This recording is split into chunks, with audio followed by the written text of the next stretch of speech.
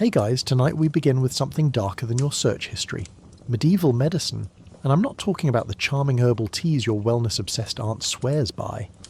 I'm talking about remedies that involve drilling holes in your skull, drinking mercury, and being bled like a stuck pig every time you sneezed. Medieval doctors didn't heal you. They auditioned new ways to accidentally kill you while charging your family for the privilege.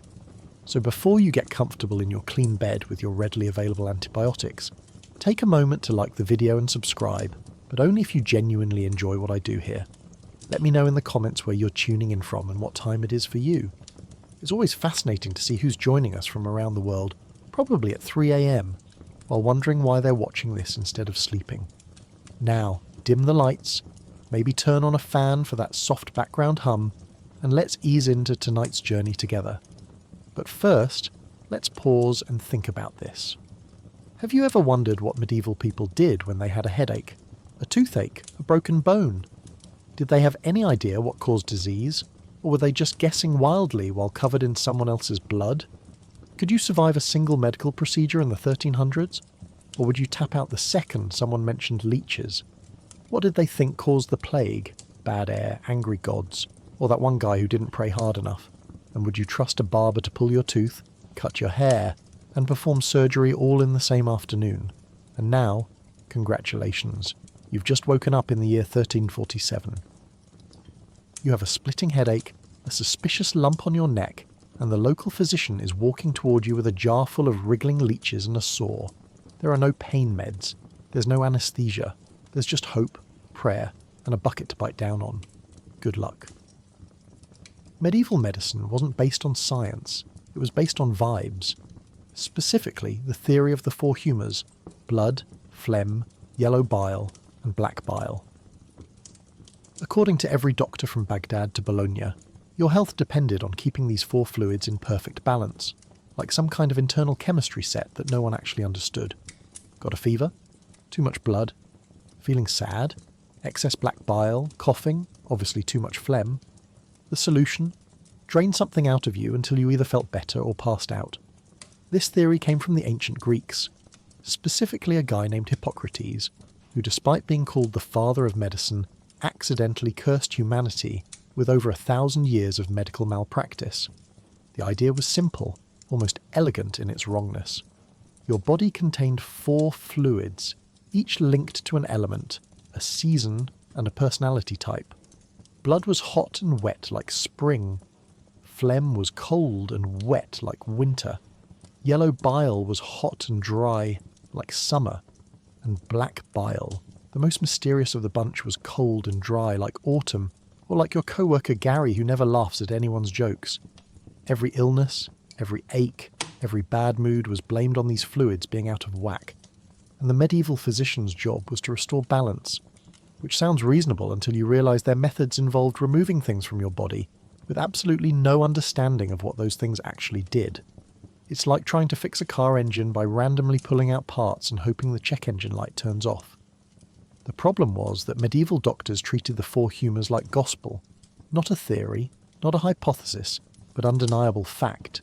They didn't question it, they didn't test it, they just pointed at your pale face and said, "Too much phlegm," then handed you a bucket and some herbal tea that made you vomit for 3 hours. If you survived, the treatment worked. If you didn't, well, clearly your humours were too far gone. Each humour also determined your personality, which meant medicine doubled as a medieval personality quiz. Too much blood made you sanguine, cheerful, outgoing, basically a golden retriever in human form. Too much phlegm made you phlegmatic, calm, sluggish, the person who takes 2 hours to decide on a sandwich. Yellow bile made you choleric, angry, ambitious, the type who yells at traffic. And black bile made you melancholic, sad, thoughtful, the poet staring dramatically out a rainy window. Doctors would examine you, check your complexion, feel your pulse, maybe taste your urine if they were feeling adventurous, and then confidently declare which humour was causing trouble.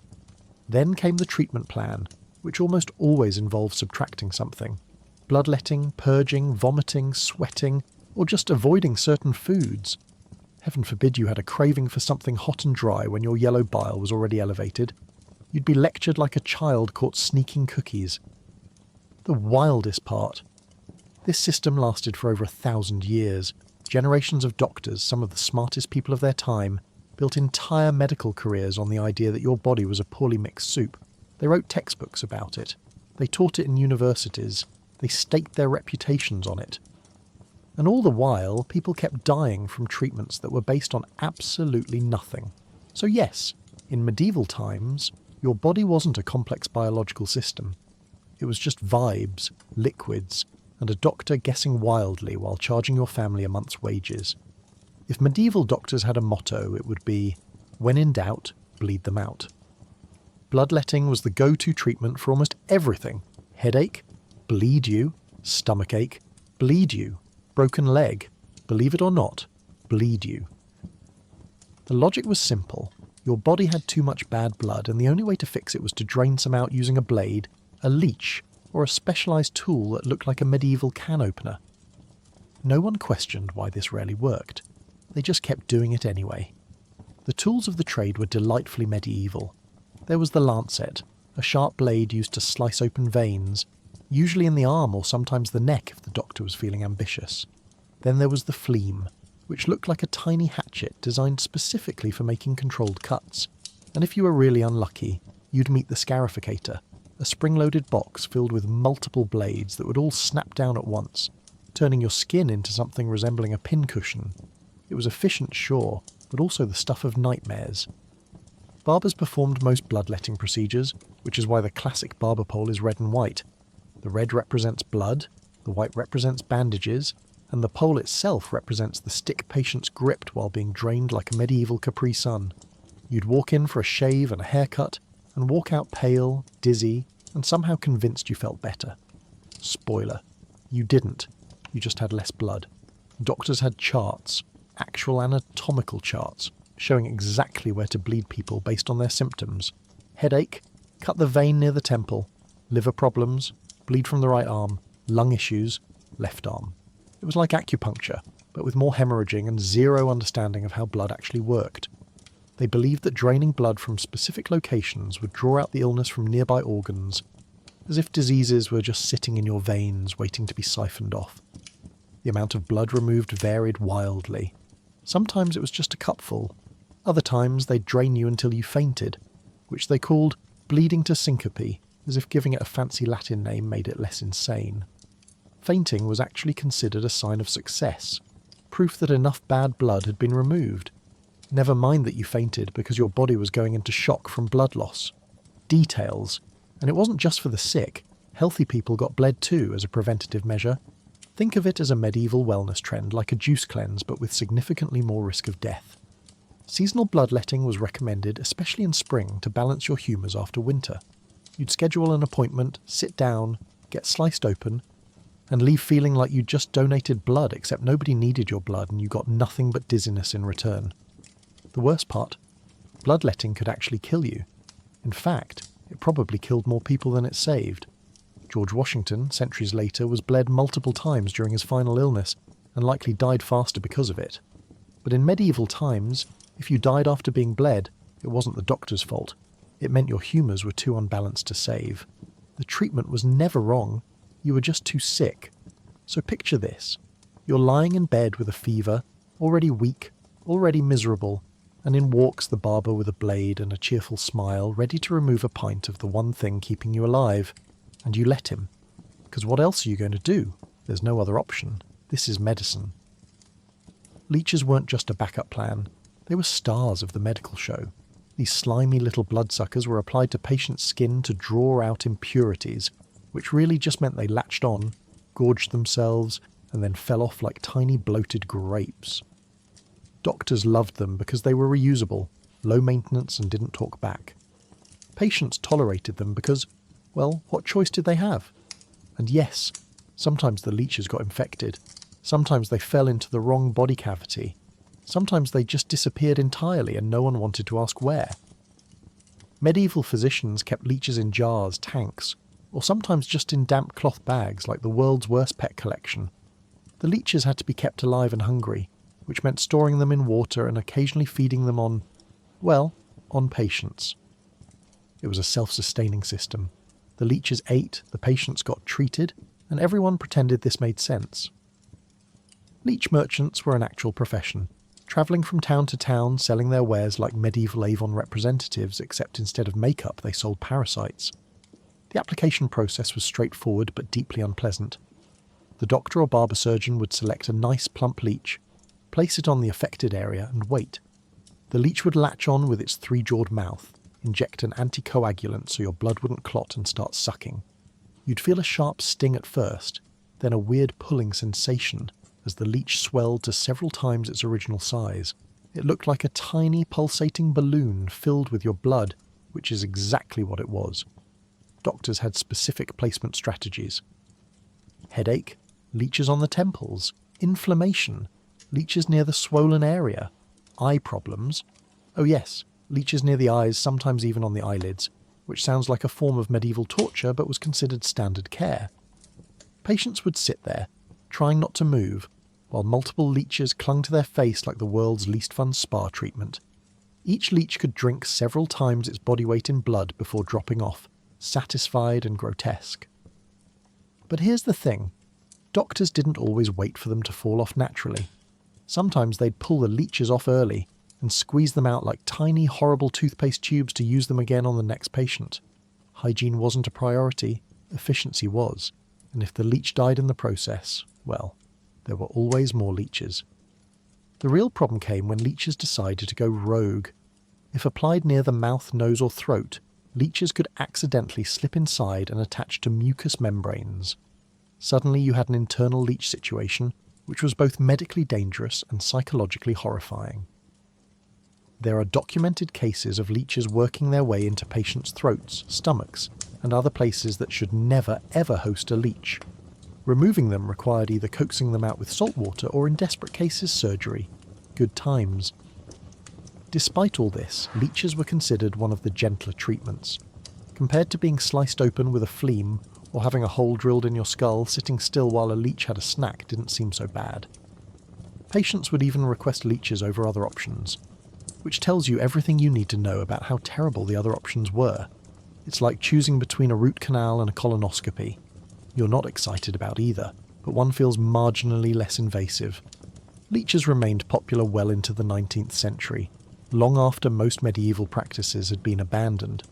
In fact, they're still used in modern medicine today for very specific purposes, like improving blood flow after reconstructive surgery. The difference? Modern leeches are sterile, medicinal grade, and used with actual scientific understanding. Medieval leeches were just wet, hungry, and hoping for the best. Got a headache that won't quit? How about seizures, insanity, or just a bad mood? Medieval doctors had a solution. Drill a hole directly into your skull. This delightful procedure, called trepanning, involved using a hand-cranked drill to bore through bone and release evil spirits, or let out the bad air. The terrifying part? People survived this. Archaeological evidence shows healed trepanning holes, meaning some poor souls lived through multiple sessions. Imagine going back for round 2. The tools were exactly as primitive as you'd imagine. Early trepanning used a trephine, which was essentially a cylindrical saw that carved out a round piece of skull like a medieval melon baller.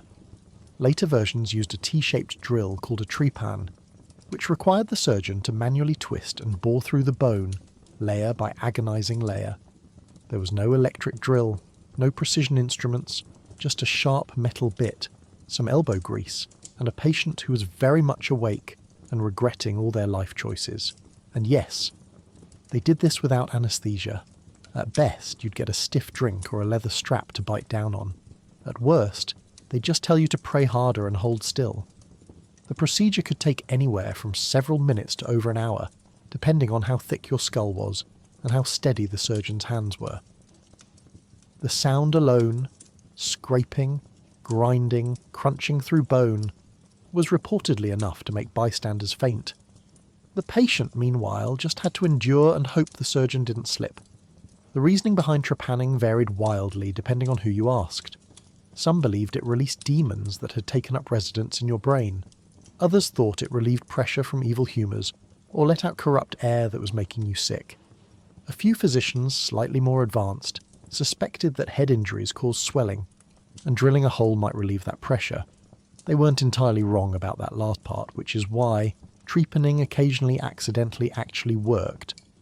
But most of the time, it was performed for reasons that had nothing to do with actual medical need. Melancholy, drill a hole, epilepsy, drill a hole, hearing voices, drill a hole, persistent bad luck, you guessed it, drill a hole. It became the duct tape of medieval neurology, the solution to every problem they didn't understand, which was most of them. Here's the wildest part. People survived at shockingly high rates. Archaeologists have found skulls from medieval Europe, ancient Peru, and even prehistoric times with clear signs of trepanning and bone regrowth, meaning the patients lived long enough for their skulls to heal. Some skulls show evidence of multiple procedures, meaning someone survived one trepanning, recovered, and then thought, you know what, let's do that again. Either they were incredibly brave, or the headaches were really, really bad. Of course, survival didn't mean success. Infection was a constant risk. Without antiseptics or sterile tools, bacteria had a free pass directly into your brain. Many patients developed abscesses, meningitis, or just died a few days later from complications that no one understood. And if you did survive, you now had a permanent hole in your head, often covered with a metal plate, or just left open with a flap of skin stretched over it. Fashion forward it was not. Doctors sometimes kept the removed bone fragments as souvenirs or amulets, believing they had protective or magical properties. Patients occasionally wore their own skull pieces as charms, which is either deeply poetic or deeply disturbing depending on how you look at it. Either way, it's a bold accessory choice. So picture it. You're lying on a table, head immobilized, while a man in robes you barely trust cranks a drill into your skull, convinced he's releasing demons. The pain is indescribable, the sound is worse, and somehow, against all odds, you might actually survive to tell the tale. Medieval medicine, everyone. Where the cure is worse than the problem, but at least it's memorable. Medieval surgeons loved fire. Not in a cosy fireplace kind of way, but in a, let's heat up this iron rod until it glows and then press it directly onto your open wound kind of way. Cauterization was used to stop bleeding, close wounds, and purify infections. Did it work? Sometimes. Did it hurt like hell? Always. There was no numbing agent, no countdown, just a red-hot poker and a lot of screaming, and doctors genuinely believed this was healing you. The process was brutally straightforward. The surgeon would heat an iron rod, usually called a cautery iron, over an open flame or in a brazier of hot coals until it glowed red or even white-hot. Then, without ceremony or hesitation, they'd press it directly onto the wound. The goal was to sear the flesh, burning it shut to stop bleeding and supposedly kill any infection lurking in the tissue. The smell was unforgettable. Charred meat, singed hair, and the unmistakable scent of someone's day getting significantly worse. For amputations, cauterization was standard procedure. After sawing off a limb, surgeons would cauterize the stump to seal the blood vessels and prevent the patient from bleeding out on the table. It was effective at stopping hemorrhaging, which is why it remained popular despite being absolutely horrific. The alternative was letting someone bleed to death, so patients didn't exactly have room to negotiate. You either accepted the fire or accepted death, and most people, understandably, chose fire. But cauterization wasn't just for emergencies, it was used for everything. Deep cuts, infected wounds, ulcers, even hemorrhoids. Yes, they cauterized those too, which is a level of medieval suffering that deserves its own moment of silence. Doctors believed that heat purified, that burning away diseased flesh would leave only healthy tissue behind. In some cases, they were accidentally right.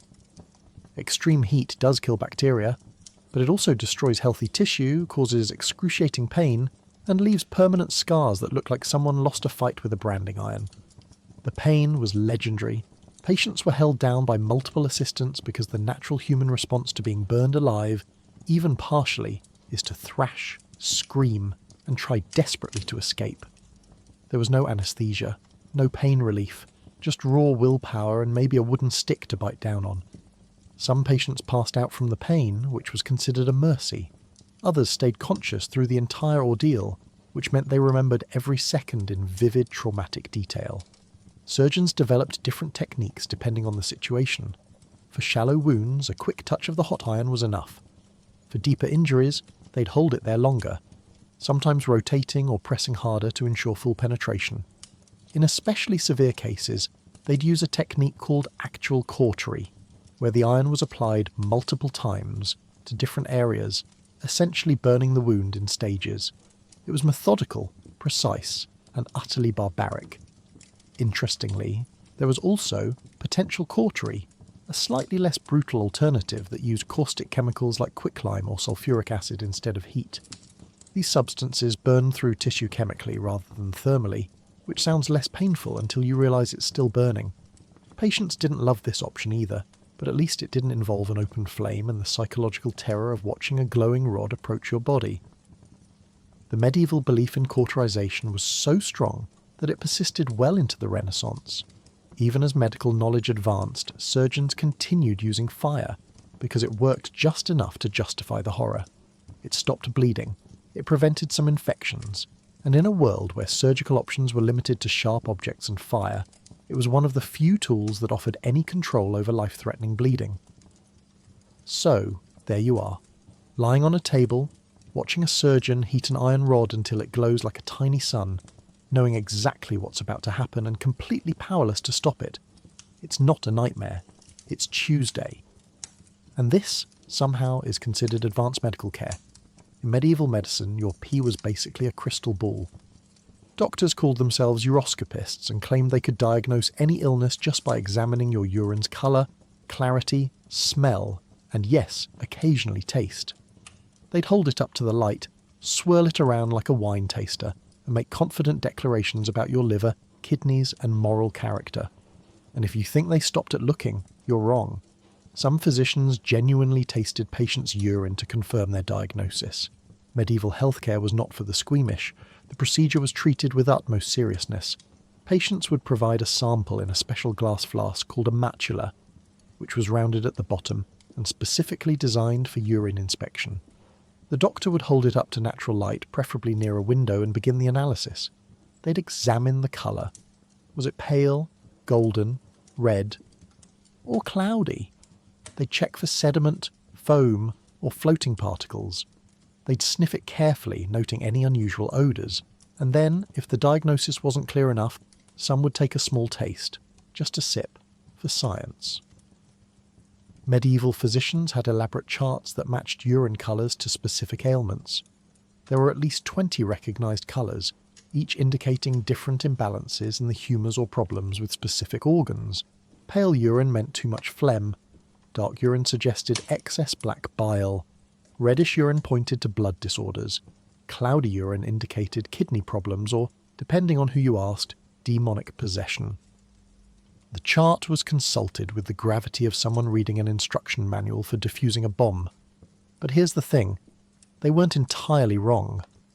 Urine actually does reveal certain health conditions. Dark urine can indicate dehydration or liver issues. Sweet-tasting urine is a genuine sign of diabetes, which medieval doctors called honey urine after noticing it attracted ants. Cloudy urine can signal infection. So while their methods were wildly unscientific and their conclusions often absurd, they occasionally stumbled onto something real, like a broken clock being right twice a day. The tasting, though. Let's talk about the tasting. Physicians would dip a finger into the urine, touch it to their tongue, and analyse the flavour profile. Sweet, diabetes, bitter, liver problems, salty, kidney issues. It was like a sommelier's nightmare, except instead of wine, it was bodily waste, and instead of a vineyard, it came from a peasant who hadn't bathed in 3 months. Some doctors claimed they could distinguish between dozens of different notes in urine as if it were a fine cheese. Spoiler, it was not a fine cheese. Uroscopy became so popular that physicians were often depicted in art holding a matula, examining it thoughtfully. It was their signature move, their visual brand.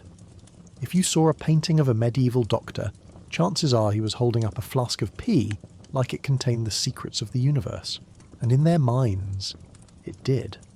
Urine wasn't just waste. It was a diagnostic window into the entire body, a liquid biopsy before anyone knew what a biopsy was. Of course, charlatans took full advantage of this system. Fake doctors would perform elaborate urine readings, making up diagnoses and prescribing expensive treatments based on absolutely nothing.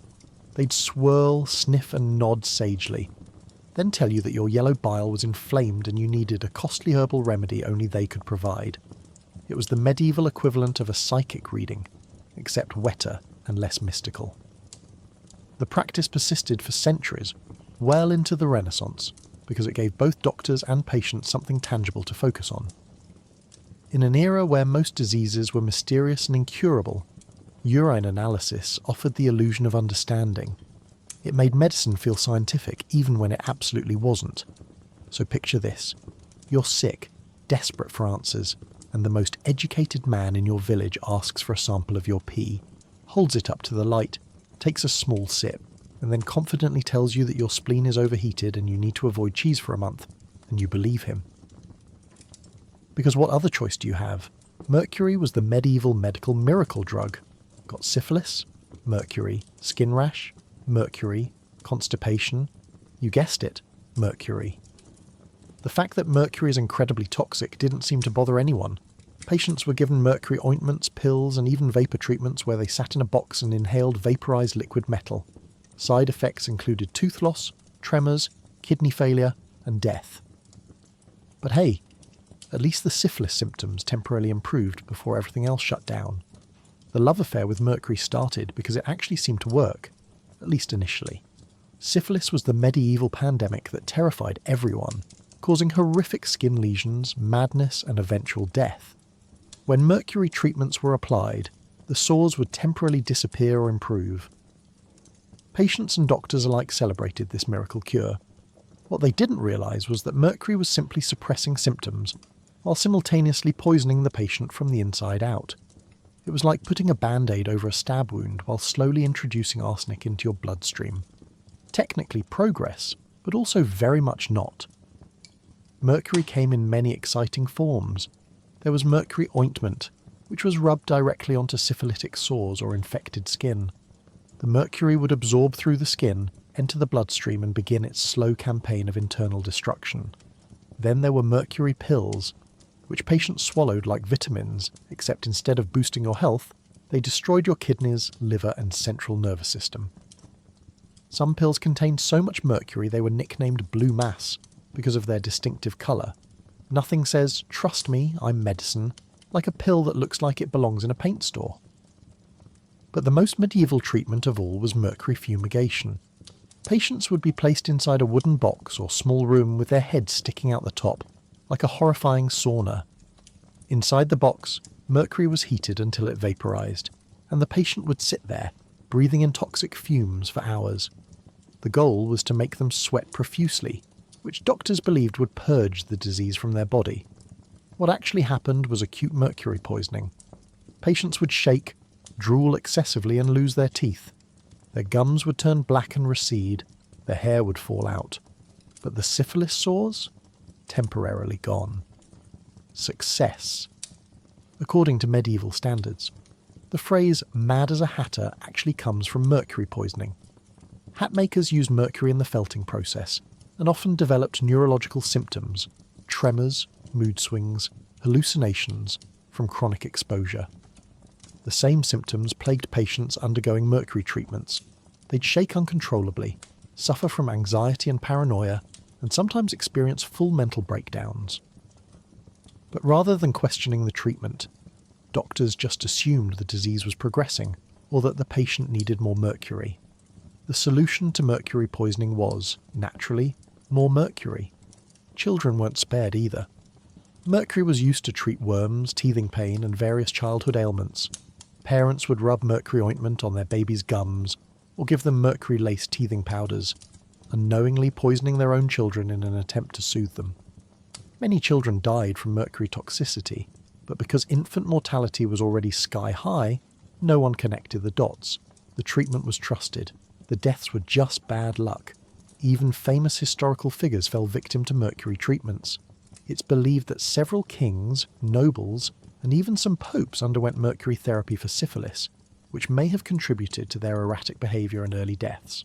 Ivan the Terrible, known for his paranoia and violent outbursts, possibly suffered from mercury poisoning. Abraham Lincoln was given mercury pills for depression, which may have worsened his melancholy. The list goes on. mercury remained a staple of medicine well into the 19th century. It took hundreds of years and countless deaths before the medical community finally admitted that maybe, just maybe, treating patients with liquid metal wasn't the best idea. By then, generations had suffered through a cure that was often worse than the disease. So there you are, sitting in a wooden box, inhaling vaporized poison, sweating profusely, losing your teeth, and shaking like a leaf. But your syphilis sores have faded, so clearly you're being healed. This is medicine. This is progress. This is mercury. When the Black Death swept through Europe, a new kind of doctor emerged. The plague doctor. Dressed head to toe in waxed robes and wearing a terrifying bird-like mask stuffed with herbs and flowers, these physicians looked like they'd wandered off a horror movie set. The mask was supposed to filter out the bad air that caused plague. Spoiler, it didn't. But it did make them look absolutely horrifying, which honestly might have scared the disease away more effectively than anything they actually did. The iconic beak mask wasn't just for show. It was based on the miasma theory, the medieval belief that disease spread through corrupted air, or bad smells. Doctors reasoned that if you stuffed the beak with aromatic herbs, rose petals, lavender, camphor, cloves, myrrh, the fragrant barrier would protect you from inhaling plague-infected air. In reality, the plague was spread by fleas on rats, so the herbs did absolutely nothing except make the doctor smell slightly better than the corpses piling up in the streets. Small victories. The full plague doctor outfit was an elaborate production. They wore long, waxed leather or canvas coats that covered them from neck to ankle, designed to prevent infected bodily fluids from touching their skin. Leather gloves, boots, and a wide-brimmed hat completed the ensemble. They carried a wooden cane, which they used to examine patients from a distance, lift clothing, or point at things without actually touching anyone. The cane was also useful for keeping desperate infected people at arm's length, because even plague doctors had boundaries. These doctors were often hired by cities on a contract basis during outbreaks. They weren't the best doctors. Most skilled physicians fled town the moment plague arrived. Plague doctors were often younger, less experienced, or just desperate enough to take a job that came with a high probability of death. Some were barely qualified, having received only basic medical training. But cities needed someone to treat the sick, record deaths, and perform autopsies. So they hired whoever was willing to wear the birdsuit and walk into the plague wards. Their treatments were predictably medieval, bloodletting naturally, lancing buboes, the painful, pus-filled swellings in the groin, neck and armpits, to release the poison. Applying poultices made from crushed flowers, tree resin, or powdered unicorn horn if you were fancy. Some plague doctors prescribed arsenic or mercury, because why not add poisoning to the list of problems? Others recommended patients sit near open latrines to inhale the fumes, operating under the baffling theory that one bad smell would cancel out another. Medieval logic at its finest. Plague doctors also served as public health officials. They counted the dead, recorded names, and kept track of which neighbourhoods were hit hardest. They verified plague deaths for legal and financial purposes, which was important, because dying of plague often meant your property would be seized or burned. In some cities they also enforced quarantines, marking infected homes with painted crosses and ensuring no one left. It was a grim, thankless job, and many plague doctors didn't survive their contracts. Despite the terrifying appearance, some plague doctors were genuinely trying to help. They visited the sick when no one else would. They offered what comfort they could, even if their treatments were useless.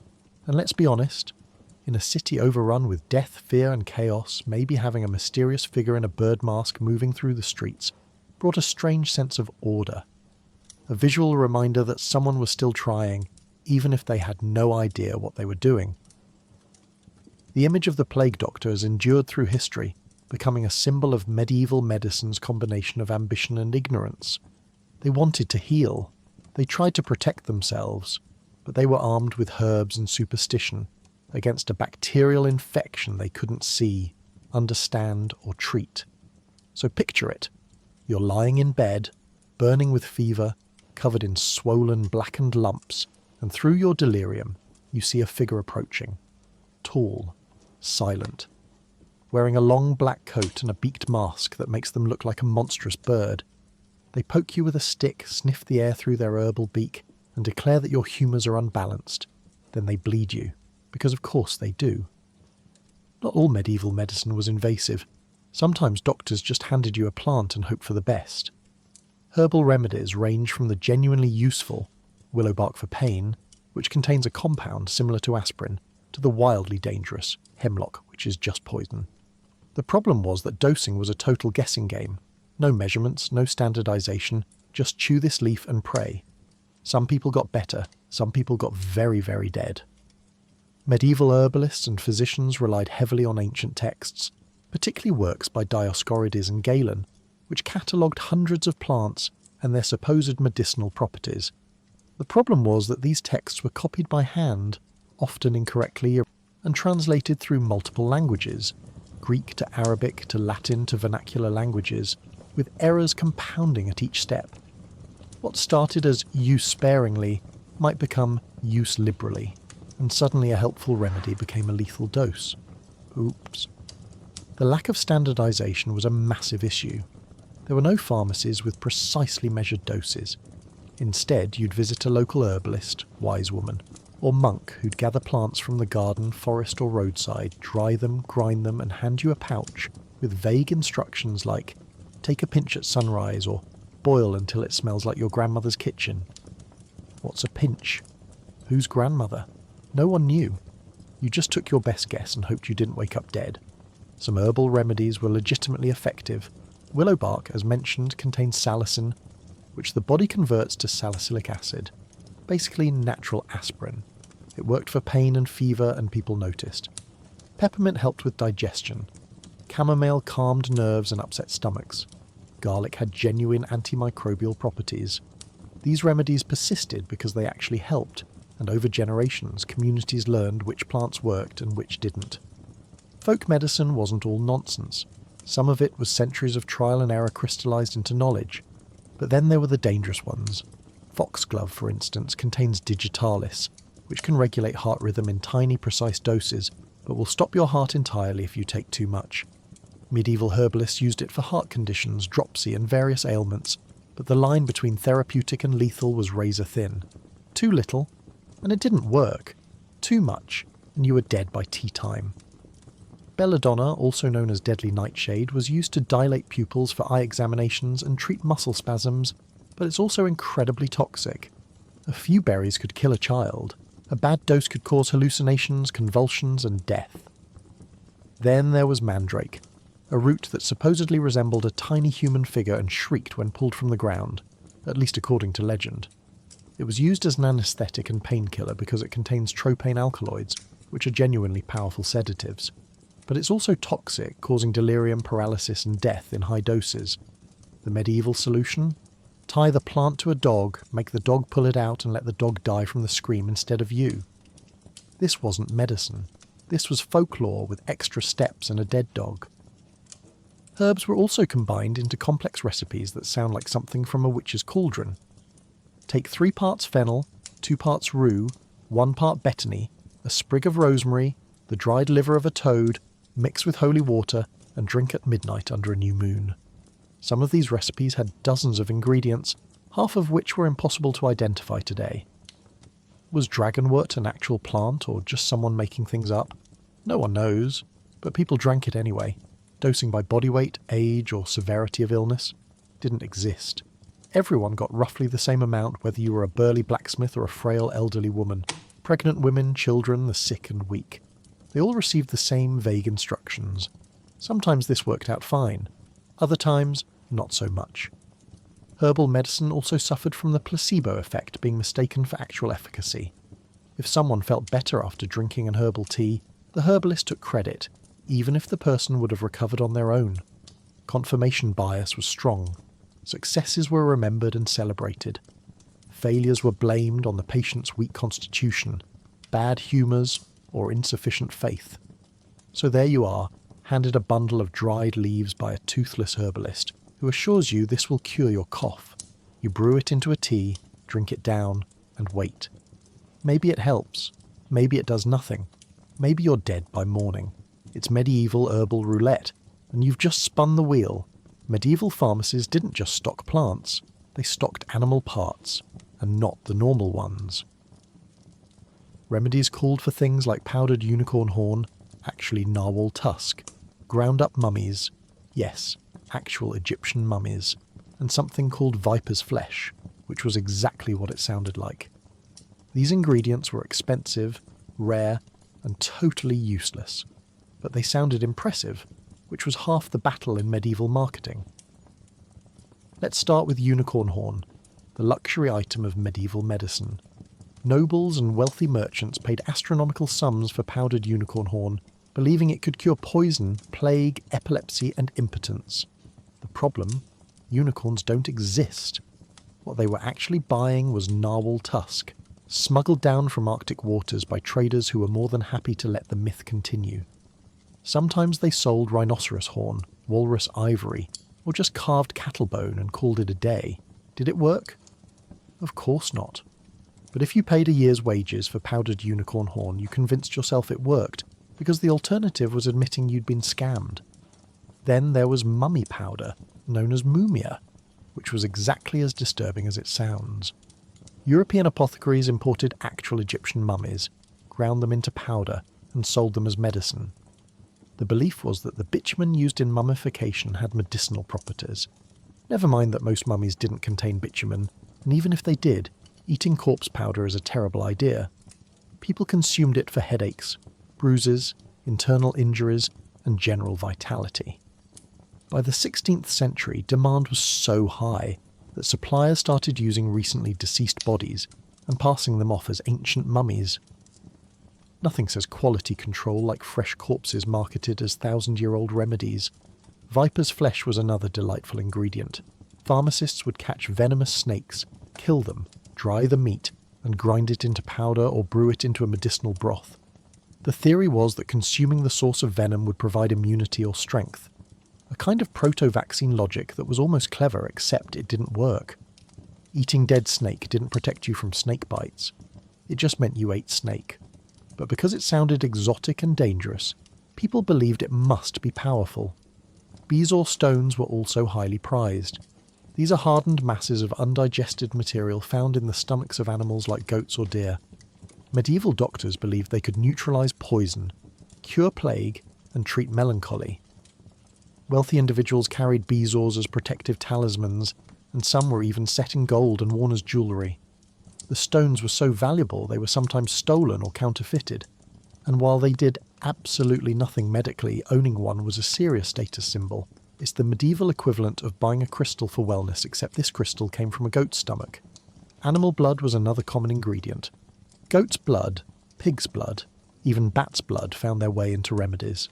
Some believed fresh blood from a young animal could restore vitality in the elderly or sick, a concept eerily close to modern blood transfusions, but executed with zero understanding of blood types, sterility, or basic biology. Patients would drink blood, bathe in it, or have it applied to wounds. Unsurprisingly, this often led to infections, disease transmission, and death. Then there were the truly bizarre ingredients. Powdered pearls for wealth-related ailments, because if you're rich enough to consume pearls, clearly you can afford to waste them on medicine. Crushed emeralds for eye problems, on the logic that greenstones must help green-coloured eyes. Gold leaf was eaten for heart conditions because gold is valuable and doesn't tarnish, so obviously it would strengthen your organs. The reasoning was poetic, symbolic, and medically worthless. Animal excrement also made appearances.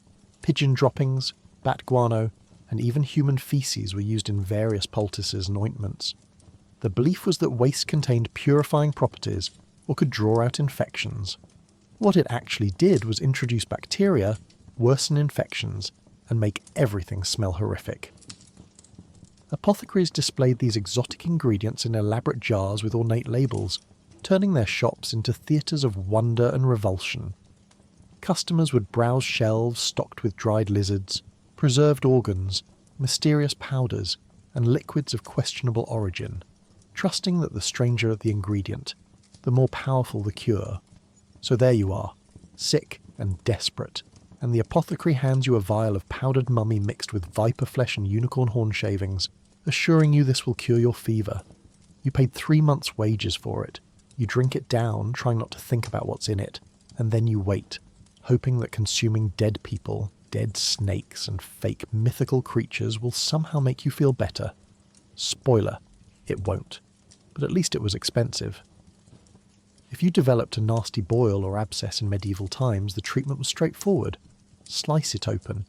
No sterile instruments, no gloves, just a knife that may or may not have been wiped off since the last patient. The doctor would cut into the swollen lump, drain the pus, and pack the wound with whatever was handy. Cloth, herbs, or someone's dirty shirt. Infection was basically guaranteed, but at least the pressure was relieved. Small victories. Boils and abscesses were incredibly common in the Middle Ages thanks to poor hygiene, contaminated water, and the general filth of daily life. A small cut could easily become infected, swelling into a painful, pus-filled lump that throbbed with every heartbeat. If you were lucky, it would burst on its own. If you weren't, you'd have to visit the local barber surgeon, who would take one look at your angry, swollen skin and reach for his knife with the enthusiasm of someone about to pop bubble wrap. The procedure was brutally simple. The barber surgeon would feel around the boil to find the softest, most swollen point, the spot where the pus was closest to the surface. Then, without any anaesthetic or warning, he'd make a quick incision with a lancet or small blade. The goal was to pierce the abscess and let all the infected material drain out. And drain it did, often explosively, spraying pus across the room like a medieval geyser. The smell was unforgettable, a mix of rotting flesh, stale sweat, and infection that would make your eyes water and your stomach turn. Once the initial gush subsided, the surgeon would squeeze the area aggressively to make sure all the pus came out. This was excruciating. Patients would grip the table, bite down on leather straps, or just scream until they ran out of breath. But the squeezing was necessary, or so they believed, because leaving any infection inside meant it would just refill and you'd be back next week for round 2. After draining, the wound needed to be packed. This is where things got creative.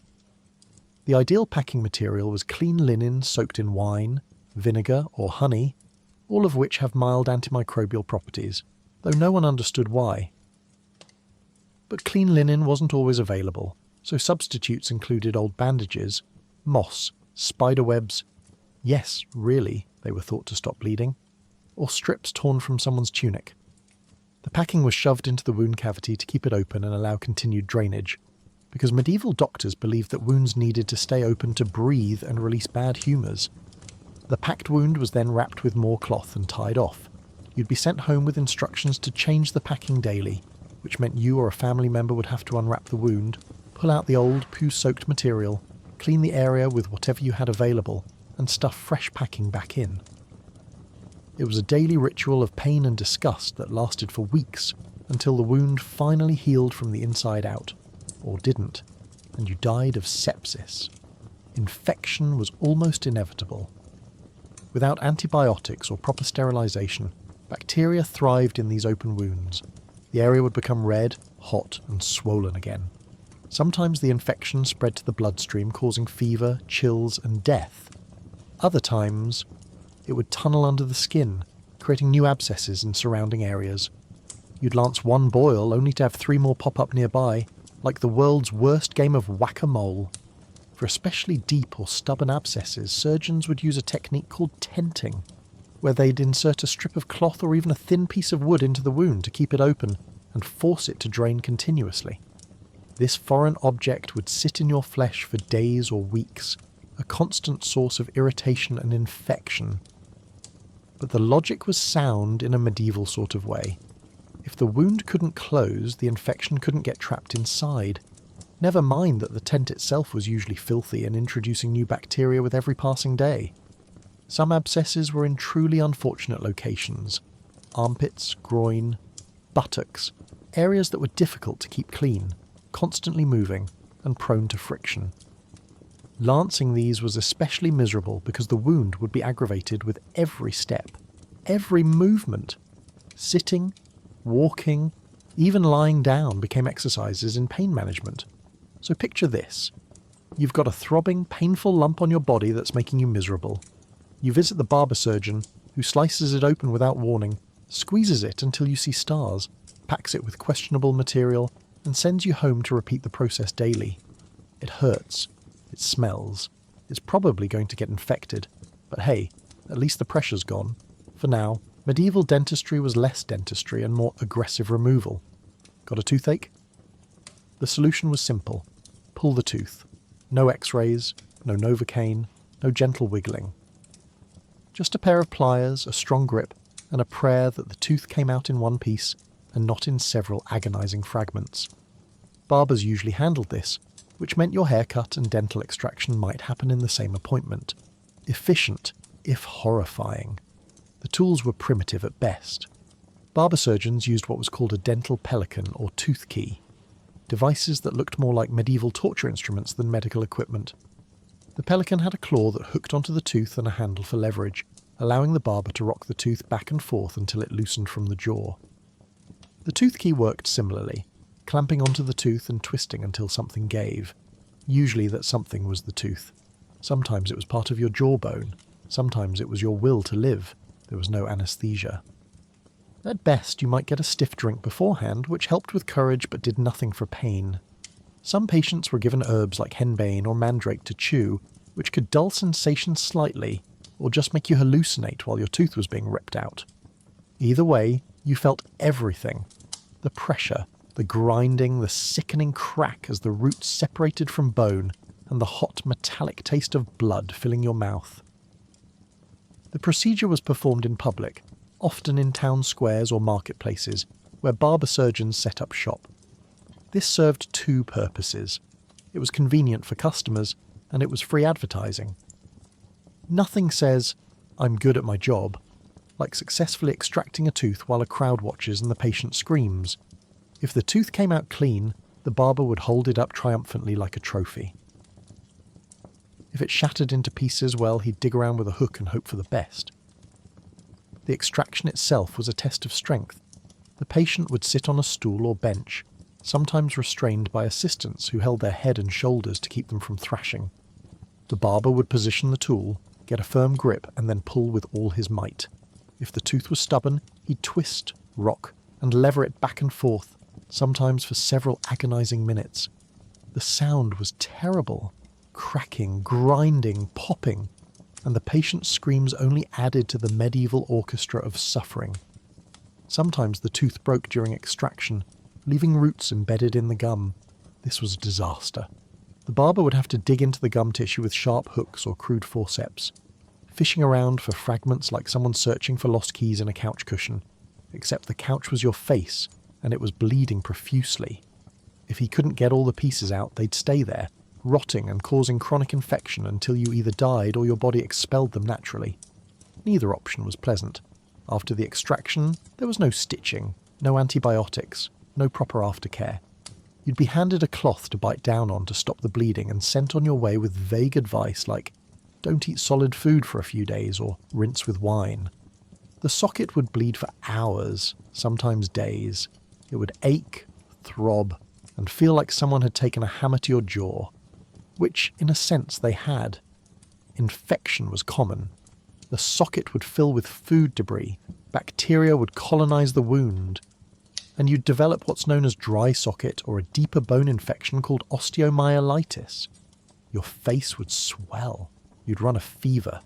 The pain would somehow get worse than it was before the extraction, and there was nothing to do but wait and hope your body fought it off. Some people lost multiple teeth this way, not because they all had cavities, but because barbers weren't always precise about which tooth was causing the problem. It hurt somewhere in the back, you'd say, and the barber would yank out 2 or 3 teeth just to be sure. By the time you hit middle age, you might have a mouthful of gaps, making eating difficult and speaking even harder. And here's the kicker. Tooth decay was rampant in medieval times due to poor oral hygiene and diets heavy in coarse grains and honey. Almost everyone needed dental work at some point. Almost everyone endured this nightmare at least once. Some people went through it multiple times, each extraction more traumatic than the last, until they just accepted a life of toothless misery and soft foods. So there you are, sitting on a stool in the town square, surrounded by curious onlookers, while a barber who smells like ale clamps a metal device onto your tooth and starts pulling with the strength of someone trying to start a stubborn lawnmower. You scream, the tooth cracks, blood pours, and when it's finally over, you're handed a rag and a bill. Welcome to medieval dentistry. Breaking a bone in the Middle Ages was serious business.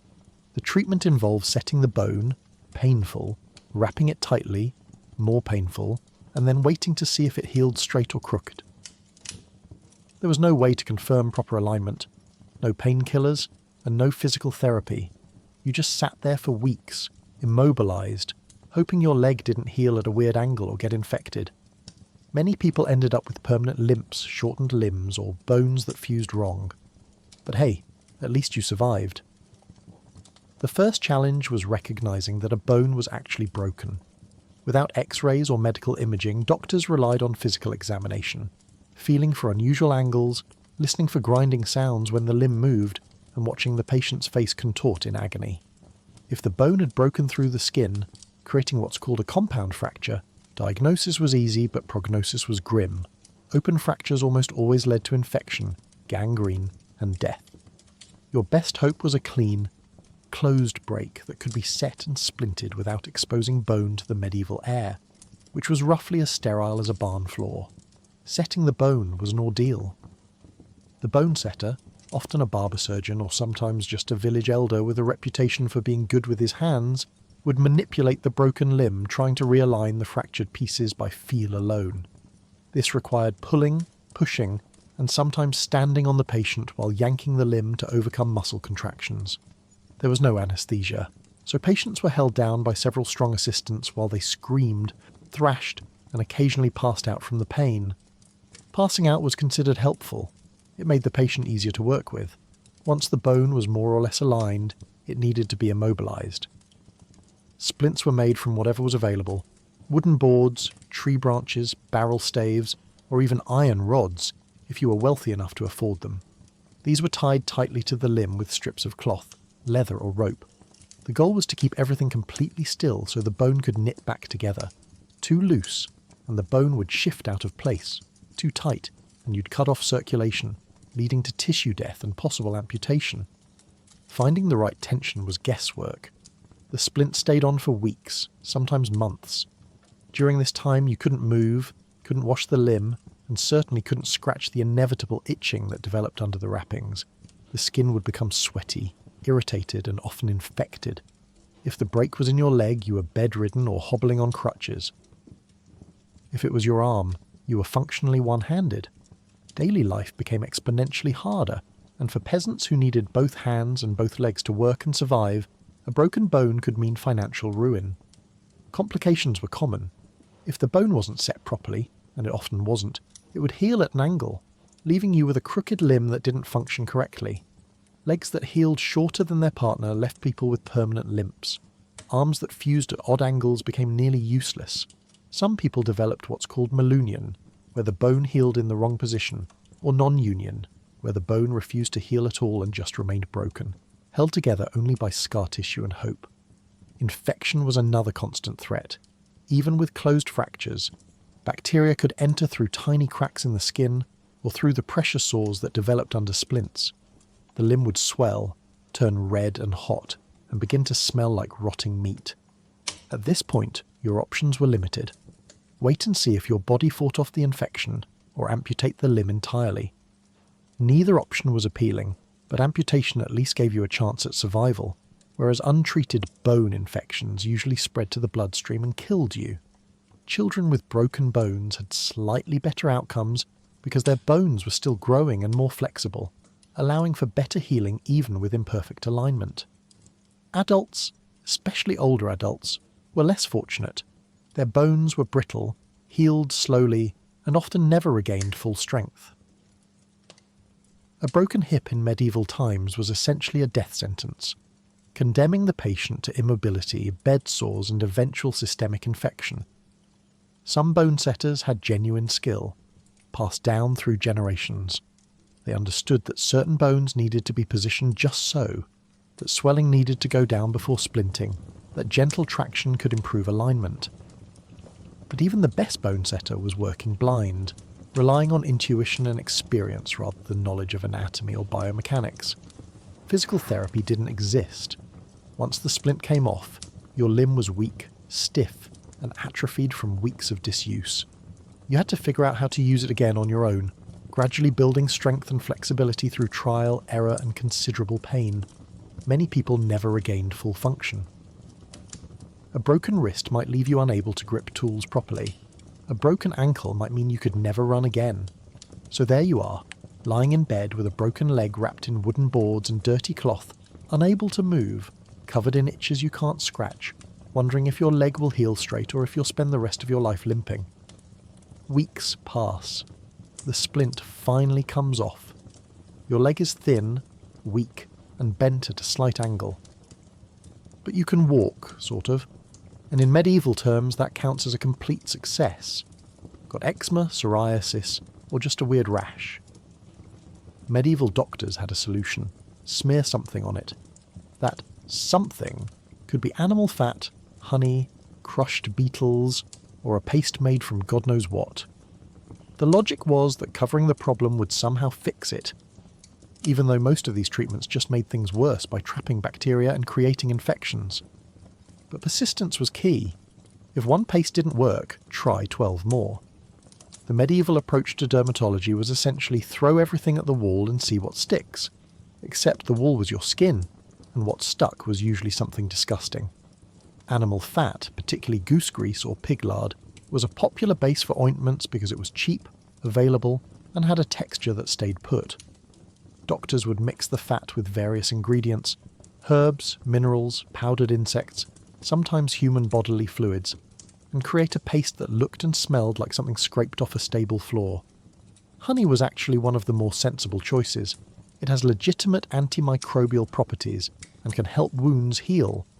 Though medieval doctors didn't understand why, they just knew that smearing honey on sores sometimes helped. The problem was that honey was expensive, so it was often cut with other substances or reserved only for wealthy patients.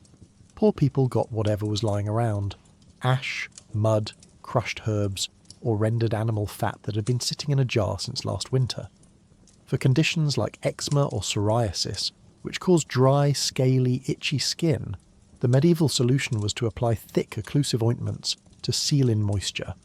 This sounds reasonable until you realise the ointments were made from rancid fat mixed with sulphur, lead, or mercury. Sulphur ointments actually could help with some skin conditions.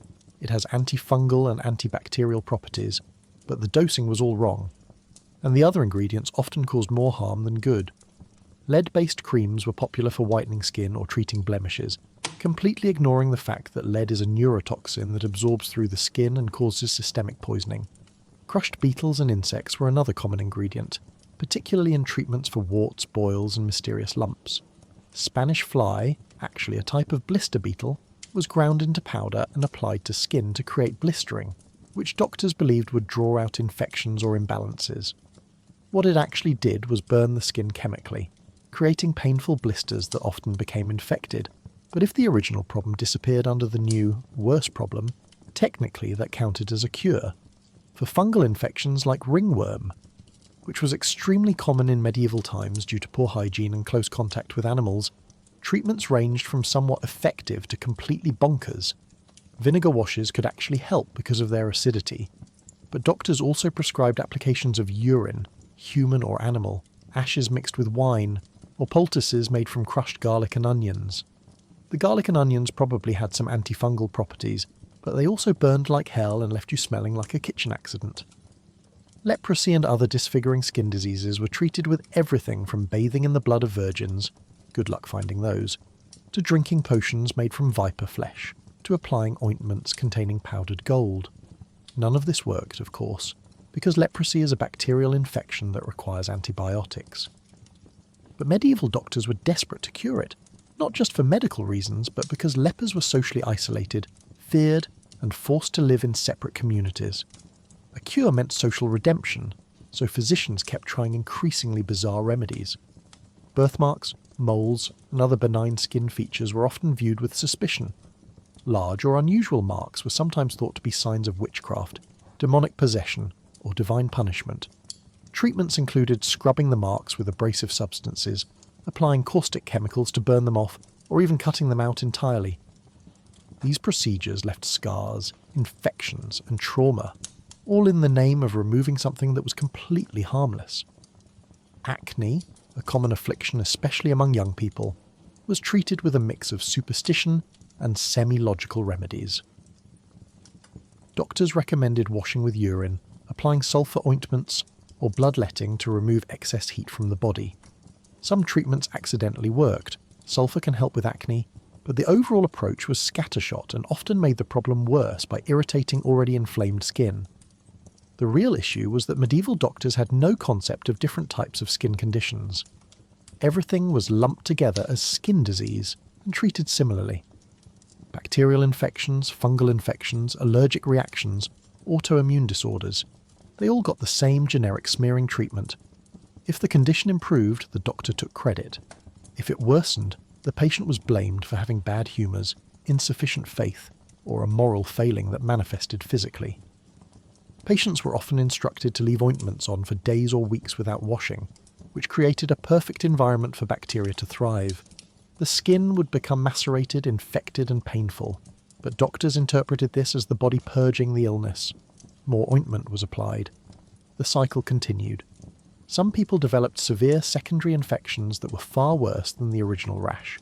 So picture this. You've got an itchy rash that won't go away.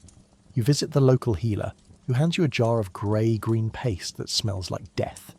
You smear it on as instructed. Your skin burns. The rash spreads.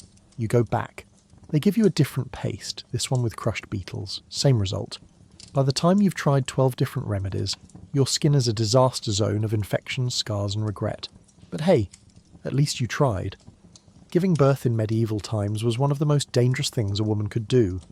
There were no hospitals, no doctors, midwives handled births, and no real understanding of hygiene. If something went wrong, breech birth, hemorrhaging, infection, there was very little anyone could do.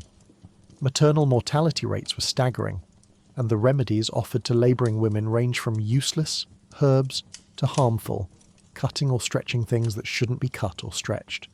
It was survival of the luckiest. Childbirth happened at home, usually in the bedroom, with windows and doors sealed shut because medieval medical theory held that fresh air was dangerous for labouring women. The room would be hot, stuffy and dim, lit only by candles or a fire. Female relatives and neighbours would gather to assist, along with the local midwife if you could afford one.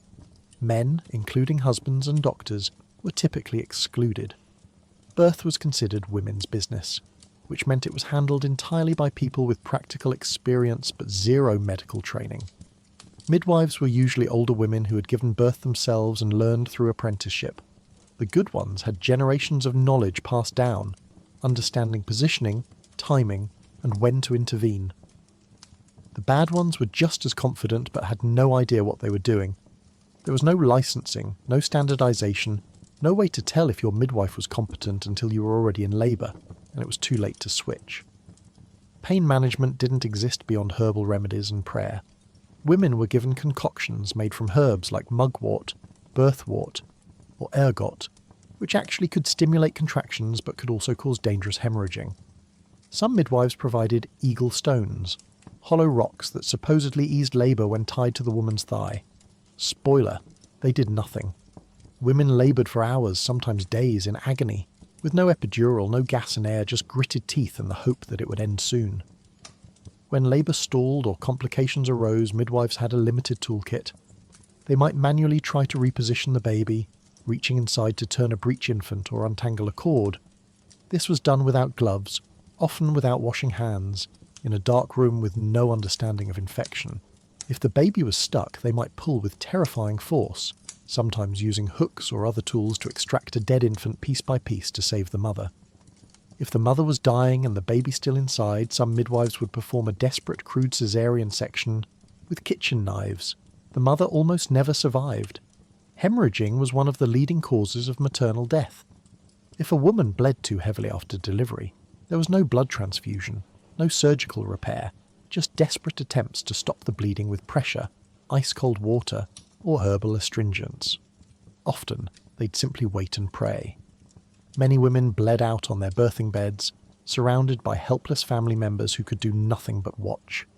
Infection known as childbed fever, killed even more women. Without hand-washing or sterile techniques, bacteria from the midwife's hands, dirty linens, or the environment would enter the uterus during delivery. Within days, the new mother would develop a fever, chills, and abdominal pain.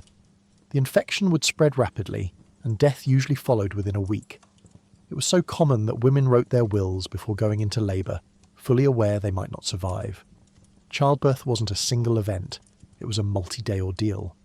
Labour could last 24, 36, even 48 hours. Women were encouraged to walk, squat, or hang from ropes to help the baby descend. Birthing stools, wooden chairs with a hole in the seat, allowed women to labour in an upright position, which actually was more effective than lying down. But after hours of contractions, exhaustion set in. Women became weak, dehydrated, delirious. Some simply gave up, too tired to push, and both mother and baby would die. If the baby survived birth, it faced its own gauntlet. Infant mortality was staggering. Nearly half of children died before age 5. But birth itself was the first dangerous hurdle. Babies could be stillborn, born too early, or suffer trauma during difficult deliveries. Some were born with the umbilical cord wrapped around their necks. Others were too large to pass through the birth canal. Medieval midwives did their best, but their best often wasn't enough. Women who survived childbirth often faced long-term complications, torn tissue that never healed properly, causing chronic pain and incontinence, prolapsed organs from difficult deliveries, fistulas, abnormal openings between the vagina and bladder or rectum that made life miserable and socially isolating. These injuries had no treatments, no surgical repairs. Women just lived with them, suffering in silence. The psychological toll was immense. Women went into labour knowing they might die. They'd seen sisters, mothers, friends and neighbours die in childbirth. Every pregnancy was a gamble. Some women had 6, 8, 10 pregnancies, each one another roll of the dice. The ones who survived multiple births were considered blessed, lucky, or protected by God. So picture this. You're in labour, trapped in a hot, dark room, surrounded by women who are trying their best but have no real medical knowledge. Hours pass. The pain is unbearable. Something feels wrong, but there's nothing anyone can do. You push, you pray, you hope. And if you're lucky, truly, genuinely lucky, you and your baby will survive. If not, you'll become another statistic, another mother who didn't make it. Medieval childbirth wasn't a miracle of life. It was a fight for survival, and not everyone won. Eye issues in the Middle Ages were treated with the confidence of someone who has no idea what they're doing. Cataracts? Poke them with a needle to push the cloudy part out of the way. Infection? Apply a poultice of questionable origin directly to the eyeball. Vision problems? Stare at the sun and hope for the best. Unsurprisingly, many of these treatments led to blindness, but at least the doctors tried. Sort of. Cataract surgery, if you can call it that, was one of the most widely practiced eye procedures in medieval times. The technique, called couching, involved taking a needle or sharp instrument and literally pushing the clouded lens backward into the eye out of the line of sight. The patient would be seated, held firmly by assistants, while the surgeon inserted the needle through the white of the eye and used it to dislodge the cataract. There was no anaesthesia, obviously, and the patient had to remain completely still while someone jabbed a needle into their eyeball. The success rate was grim. Sometimes it worked temporarily, giving the patient blurry but functional vision. More often, it caused infection, hemorrhaging, retinal detachment, or complete blindness. The procedure was performed by travelling surgeons who set up shop in town squares, promising miracle cures for blindness. They'd attract crowds, perform the couching publicly to demonstrate their skill, and then move on to the next town before the inevitable complications set in. If you went blind after the procedure, well, the surgeon was long gone and you were out of luck, and money. Because yes, they charged for this. Eye infections were rampant in the Middle Ages due to poor hygiene, dusty environments, and the general habit of rubbing dirty hands into irritated eyes. Conjunctivitis, styes, and more serious infections like trachoma were common. The treatments were a mixture of folk wisdom and wild experimentation. Popular remedies included applying honey to the eye, which actually has antibacterial properties and might have helped. But they also used egg whites, breast milk, urine, always urine, crushed plants, and powdered minerals. Some of these were harmless. Others introduced more bacteria, worsening the infection. One particularly horrifying treatment involved applying live leeches directly to the eyelids or the whites of the eyes to draw out bad blood and reduce swelling. Imagine sitting still while a leech latches onto your eyeball, swells with your blood, and eventually drops off. The risk of the leech slipping under the eyelid or damaging delicate tissues was high, but that didn't stop practitioners from recommending it. For general vision problems, nearsightedness, farsightedness, age-related decline, medieval medicine had no real solutions. Eyeglasses were invented in Italy in the late 13th century, but they were expensive, rare, and only corrected certain types of vision problems. Most people just squinted through life, accepting that blurry vision was their fate. Some doctors recommended eye exercises like staring at distant objects or focusing on small details, which occasionally helped but mostly just gave people headaches.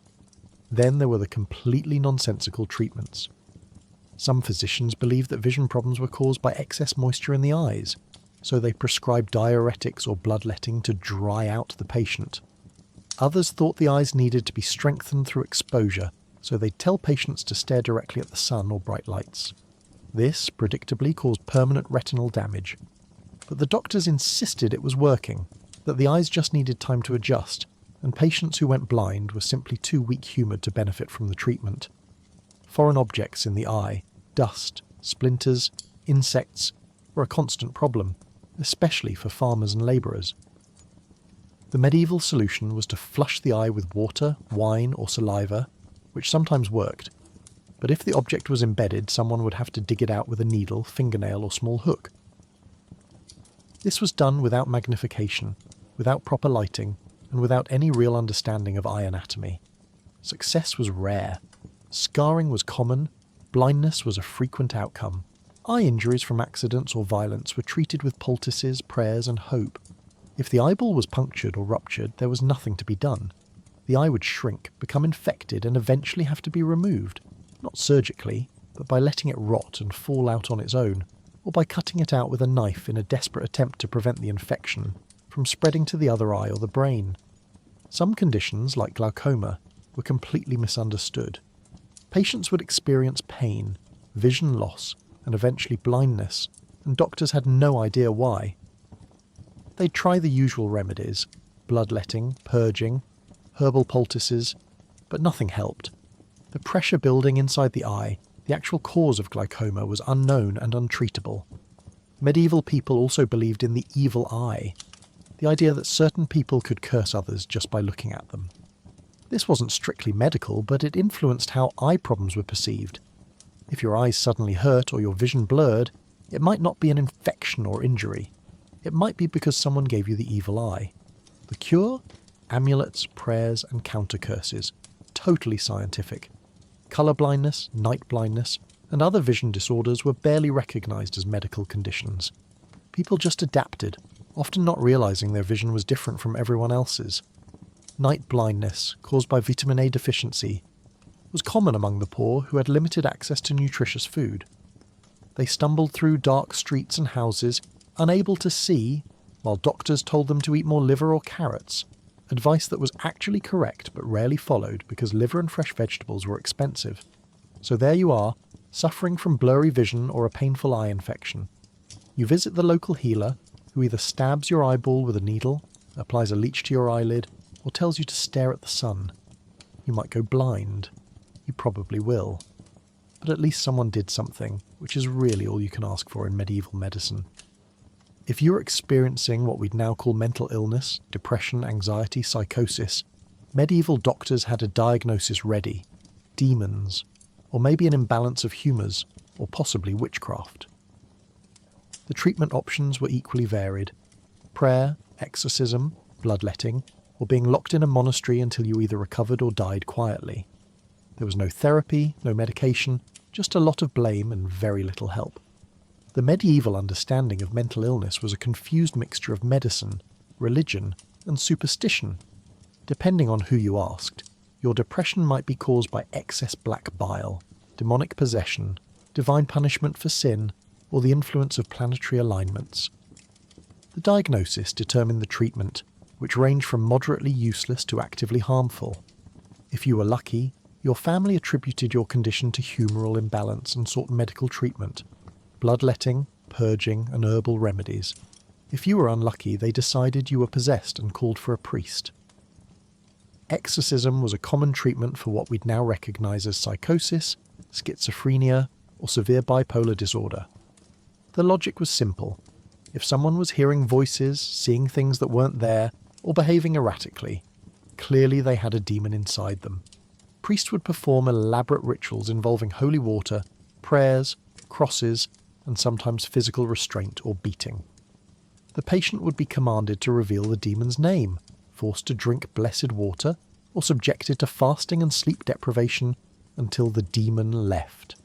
Sometimes the patient would eventually calm down from sheer exhaustion, which was taken as proof the exorcism worked. Other times, the patient died, and everyone agreed the demon must have been particularly powerful.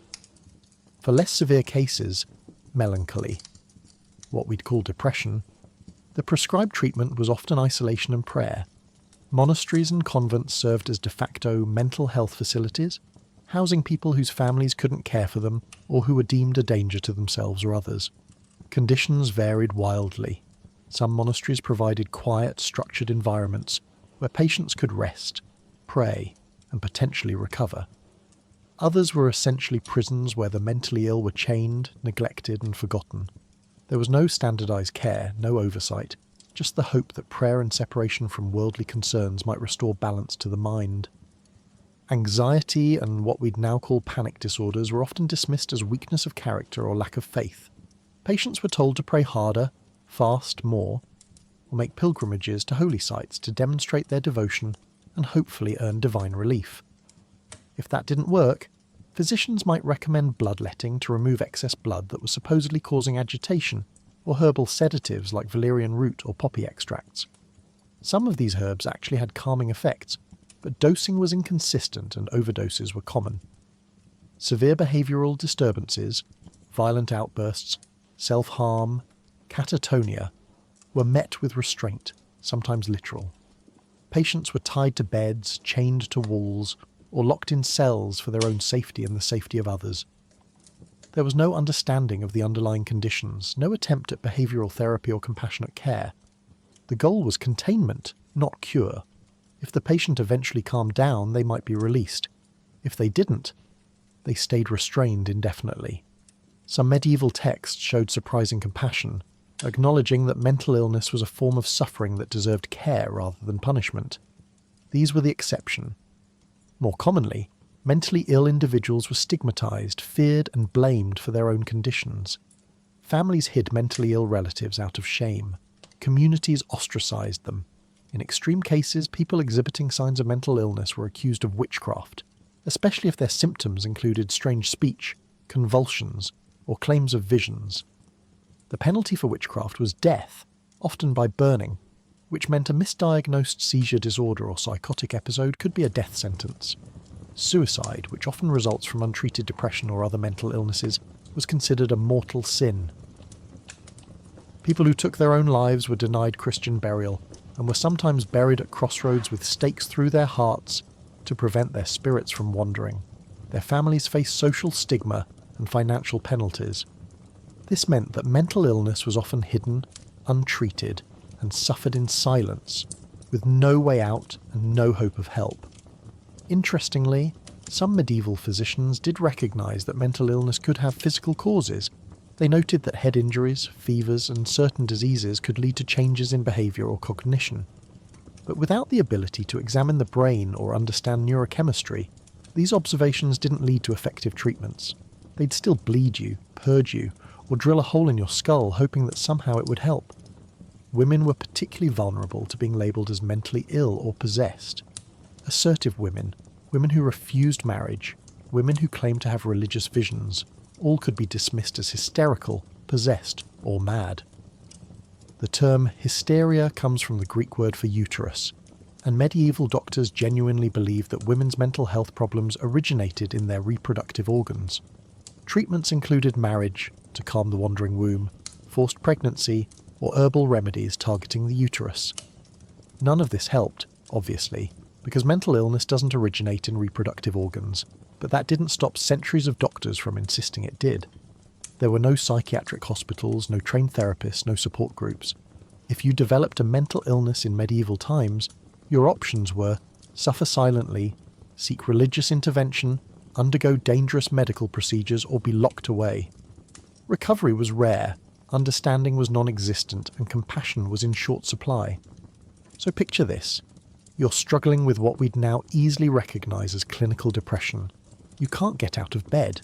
You've lost interest in everything. You feel hopeless. Your family, instead of offering support, accuses you of laziness or demonic influence.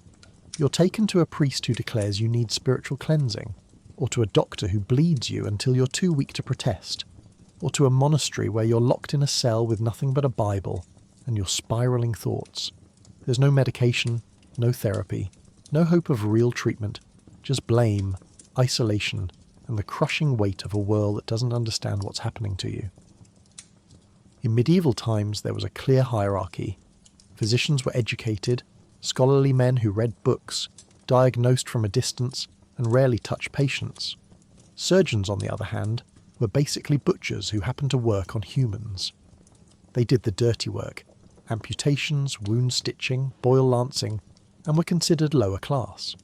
Meanwhile, barber surgeons handled everything from haircuts to bloodletting to pulling teeth. It was a confusing, chaotic system where no one really knew who was in charge. Physicians occupied the top of the medical food chain. They attended universities, studied Latin text by Galen and Hippocrates, and wore long robes to show off their scholarly status. They diagnosed based on theory, examining urine, checking pulses, consulting astrological charts, but they didn't do manual labour. Touching patients, cutting flesh, or dealing with blood was beneath them. They prescribed treatments, wrote orders, and collected fees, but the actual dirty work? That was someone else's problem. Surgeons were the ones who got their hands dirty, literally. They performed amputations, set bones, stitched wounds, and drained abscesses. But because their work was manual and bloody, they were considered tradesmen rather than learned professionals. They learned through apprenticeships, not university education, and many were illiterate or barely literate. They couldn't read the fancy Latin texts physicians treasured. They just knew how to cut, sew, and cauterize based on practical experience passed down from other surgeons. They were skilled, certainly, but they weren't respected. They were tolerated. Then there were the barber surgeons, who occupied the bottom rung of the medical ladder but were probably the most accessible healthcare providers for ordinary people. These were the guys who cut your hair, trimmed your beard, pulled your teeth, and bled you for various ailments, all in one convenient location. The iconic red and white barber pole represents blood and bandages, a visual reminder of their dual role. You could walk in for a shave and walk out missing a tooth and a pint of blood, efficiency at its finest. The division between physicians and surgeons created tension and turf wars. Physicians looked down on surgeons, considering them crude manual labourers. Surgeons resented physicians for getting all the prestige and money while doing none of the hard work. Both groups looked down on barber surgeons, who were seen as barely qualified hacks, and patients.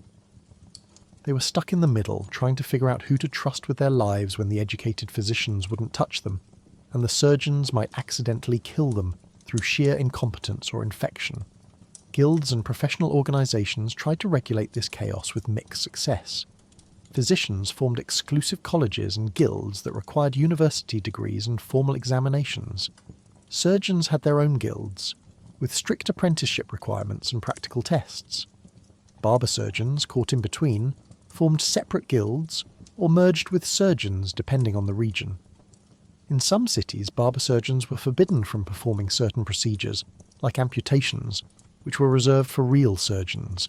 In other places, there were no rules and everyone just did whatever they could get away with. Interestingly, surgeons often had better practical knowledge than physicians. Because they worked directly with the body, cutting, observing, learning anatomy through hands-on experience, they understood things physicians only read about in ancient, often inaccurate texts. But because they lacked formal education and social status, their knowledge was dismissed. Physicians clung to outdated theories about humours and miasmas, while surgeons were out there literally looking inside human bodies and seeing how things actually worked. But nobody listened to them because they smelled like blood and didn't speak Latin. This class divide also meant that treatment quality varied wildly depending on your social status and wealth. If you were a noble, you'd consult a physician who would diagnose you from across the room, prescribe expensive medicines, and never lay a hand on you. If something required surgery, he'd reluctantly call in a surgeon, supervise from a distance, and take credit if it worked. If you were a commoner, you went straight to the barber surgeon, who would do everything, diagnosis, treatment, surgery, in his shop between customers, using tools that hadn't been cleaned since the last guy. The rivalry even extended to legal battles. Physicians sued surgeons for overstepping their bounds. Surgeons sued barber surgeons for the same reason. Barber surgeons sued each other for stealing customers. Medical practice was less about helping patients and more about protecting professional territory and income. Patients were secondary to guild politics and status preservation. Some surgeons became legitimately famous despite the stigma. Ambroise Paré in the 16th century revolutionised battlefield surgery and wrote extensively about his techniques, earning respect even from physicians. But he was the exception. Most surgeons lived and died in obscurity, their skills unrecognised and their contributions forgotten. The absurdity reached peak levels when physicians, who refused to perform surgery themselves, would write detailed instructions for surgeons on how to operate, despite never having performed the procedures themselves. Imagine someone who's never changed a tyre writing a manual on automotive repair and then criticising the mechanic for not following it correctly. That was medieval medicine. Training was equally ridiculous. Physicians spent years studying ancient texts that were often wrong. Surgeons learned by watching, assisting, and eventually doing procedures themselves, which was actually effective but considered inferior. Barber surgeons learned from other barber surgeons in a chain of knowledge that stretched back generations, accumulating practical wisdom alongside a fair amount of superstition and error. Patients, understandably, were confused. If you were sick, did you see a physician, a surgeon, or a barber surgeon? It depended on what was wrong, how much money you had, and who was available. There was no centralised system, no emergency rooms, no clear pathway to care. You just made your best guess and hoped you didn't end up worse than when you started. So there you are, injured and in pain, trying to navigate a medical system where the educated doctors won't touch you. The skilled surgeons are considered lowlifes, and the barber who cuts your hair might also be the one amputating your leg. It's a class war disguised as healthcare, and you're caught in the crossfire just hoping someone, anyone, knows what they're doing.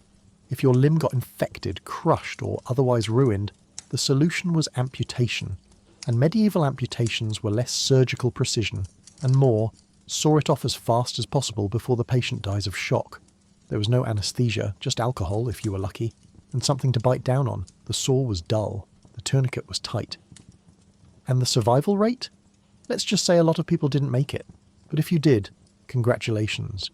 You now had a stump and a lifetime of phantom pain. Speed was everything. The longer the procedure took, the more likely the patient would die from blood loss, shock, or sheer agony. Surgeons prided themselves on how quickly they could remove a limb. The best could saw through bone and cauterize the stump in under 2 minutes. 2 minutes of the most intense, unbearable pain imaginable, but at least it was over quickly. The patient was held down by multiple strong assistants, often 4 or 5 people, each assigned to a specific body part. 1 held the head, 2 pinned the shoulders, 1 immobilized the torso, and another controlled the limb about to be removed. If the patient thrashed too much, they could make the cut uneven or cause the surgeon to slip, which meant starting over or just accepting a jagged stump. The tools were horrifyingly simple. A sharp knife to cut through skin and muscle, a bone saw to cut through the bone itself, and cautery irons or boiling pitch to seal the blood vessels afterward. The knife had to be extremely sharp because dull blades tore tissue rather than cutting it cleanly, which increased bleeding and made healing nearly impossible. The saw, ironically, was often dull because medieval metallurgy wasn't great and saws wore down quickly. This meant the surgeon had to apply tremendous force, grinding through bone in a series of rough, jerking motions while the patient screamed themselves hoarse. Tourniquets were applied above the amputation site to reduce blood flow. These were usually leather straps or thick cloth tied so tightly they cut off circulation entirely. The limb would go numb and pale, which helped with bleeding but also meant the tissue was being starved of oxygen. If the tourniquet stayed on too long, the tissue above the amputation site could die, requiring a second, higher amputation. Timing was critical, and most surgeons just guessed based on experience and intuition. Once the limb was removed, a moment accompanied by a sickening crack and pop as the bones separated, the real horror began. The stump had to be sealed immediately to prevent fatal hemorrhaging.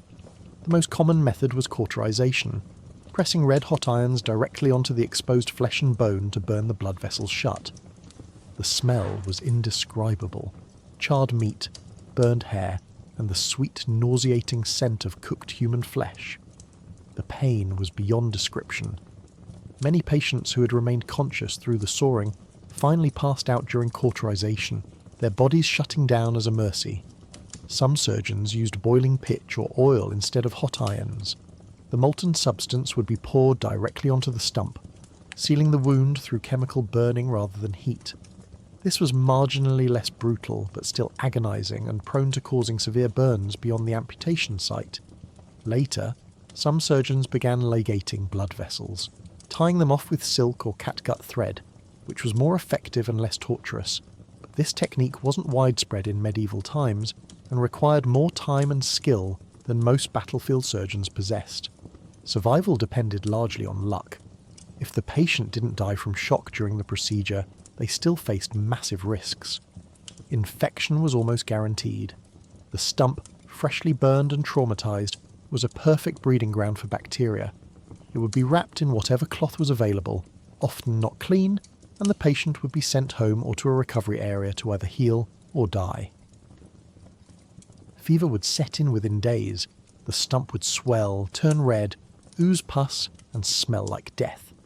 If the infection reached the bloodstream, sepsis would follow, and the patient would die delirious and burning with fever. Pain management after amputation was non-existent. The stump throbbed constantly. Phantom limb pain, where patients felt excruciating sensations in the limb that was no longer there, was common and completely misunderstood. Patients would swear they could feel their missing hand or foot burning, cramping, or being crushed, and doctors had no explanation. Some attributed it to lingering spirits, or incomplete removal of the limb's essence. The pain was real, debilitating, and permanent, with no treatment available. Even if you survived the amputation and avoided infection, life afterward was brutal. Prosthetics existed but were crude: wooden pegs, metal hooks, or leather stumps that caused chafing and sores. Most amputees couldn't afford them anyway and simply learned to live without the limb. Walking with a missing leg meant crutches or hopping. Working with one arm meant finding a new trade or begging. Society had no accommodations, no disability support, no sympathy. You adapted or you starved. Battlefield amputations were particularly nightmarish. After a major battle, surgeons would work through piles of wounded soldiers, amputating limbs assembly line style. The floor would be slick with blood, the air thick with screams, and the surgeon's apron soaked red. There was no time for precision or care, just cut, cauterize, move to the next one. Limbs piled up in corners like firewood. Some soldiers, seeing what awaited them, begged to be left to die rather than endure amputation. Many got their wish. The decision to amputate wasn't always clear-cut. Some surgeons amputated too readily, removing limbs that might have been saved with proper care. Others waited too long, hoping the limb would recover, only to amputate after gangrene had set in and the patient was already dying. There were no imaging scans, no blood tests, just visual inspection and the surgeon's best guess. Children who underwent amputation faced unique horrors. Their stumps would continue to grow and change as they aged, sometimes forming painful bone spurs or uneven growth that required further surgery. They'd grow up disabled in a world with no resources, no understanding, and no accommodations. So picture this. You've got a mangled leg from a farming accident. The local surgeon takes one look and says it has to come off. You're held down, given a swig of ale, and handed a leather strap to bite. The saw comes out. 2 minutes of unimaginable agony, then fire. then darkness if you're lucky. If you wake up, you've got half a leg, a world of pain, and a future that just got exponentially harder. Welcome to medieval surgery. When you got a wound in medieval times, it was wrapped in whatever cloth was available. Clean? Probably not. Sterile? Absolutely not. Germ theory didn't exist yet, so no one understood why wounds kept getting infected even after being carefully bandaged. Pus was actually considered a good sign. A sign of healing, they thought. Spoiler, it wasn't. So wounds were left to fester under dirty cloth, and people either healed through sheer luck or died of sepsis. The concept of laudable pus was one of medieval medicine's greatest hits of terrible ideas. Doctors genuinely believed that thick, creamy pus oozing from a wound was evidence that the body was purging bad humours and healing properly. They called it good pus and encouraged its production.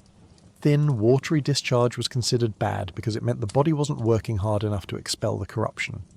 So rather than cleaning wounds and preventing infection, medieval physicians sometimes deliberately irritated wounds to stimulate pus production.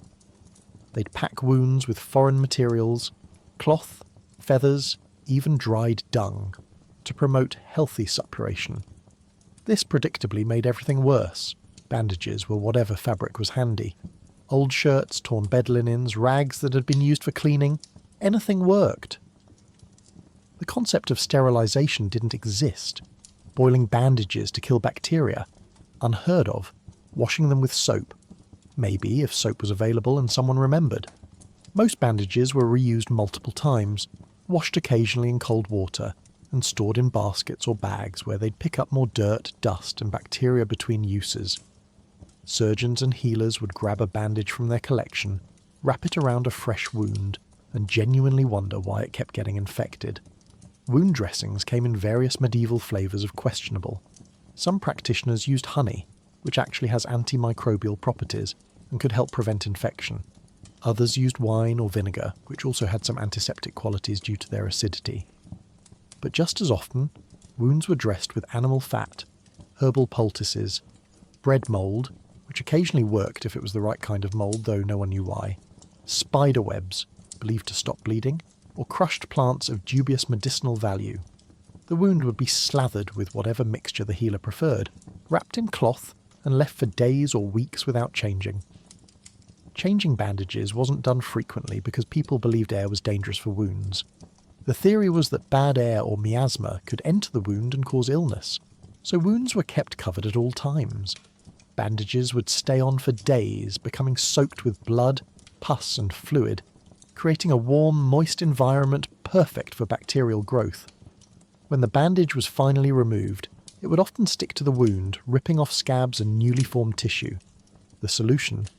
Yank it off quickly or soak it first, causing more pain and trauma to the healing tissue. Medieval understanding of wound healing was backwards in almost every way. They believed wounds should heal from the outside in, so they'd close surface wounds while leaving deep tissue injuries unaddressed. This created pockets where infection could brew undetected until it was too late. Modern medicine knows wounds should heal from the inside out, with deep tissue recovering first and skin closing last. But medieval healers had it exactly wrong, sealing infections inside the body like ticking time bombs. Wound irrigation was rarely practiced. Cleaning a wound thoroughly before bandaging wasn't standard procedure. Sometimes healers would rinse wounds with water, wine, or herbal infusions, but just as often they'd skip this step entirely. Wrapping dirty wounds in dirty cloth and calling it done. Foreign material, dirt, splinters, bits of clothing driven into the wound during injury would be left inside, causing chronic infection and delayed healing. Deep wounds were particularly problematic. Stab wounds, puncture injuries, and deep cuts couldn't be properly cleaned without understanding anatomy or having appropriate tools. Healers would probe wounds with fingers or instruments, trying to assess depth and locate foreign objects. But this usually just introduced more bacteria. Sometimes they'd pack deep wounds with cloth or other materials to promote drainage, which really just created a highway for infection to spread throughout the body. Soldiers and knights had slightly better wound care due to military experience passed down through generations. Battlefield medics learned through trial and error that certain practices helped, removing arrowheads promptly, cleaning wounds with wine, cauterizing to stop bleeding. But even military medicine was primitive. Most wounded soldiers died not from their initial injuries, but from infections that developed days or weeks later, as their wounds festered beneath dirty bandages. Festering wounds developed characteristic signs that medieval people recognised but misunderstood. Red streaks radiating from the wound, actually lymphangitis, a sign of spreading infection, were thought to be the body's attempt to expel bad humours. Fever and chills were attributed to humoral imbalance rather than systemic infection. Swelling, heat, and pain were all considered part of the healing process rather than warning signs of trouble. When wounds did become obviously infected, smelling rotten, turning black, or showing signs of gangrene, treatments escalated to desperate measures.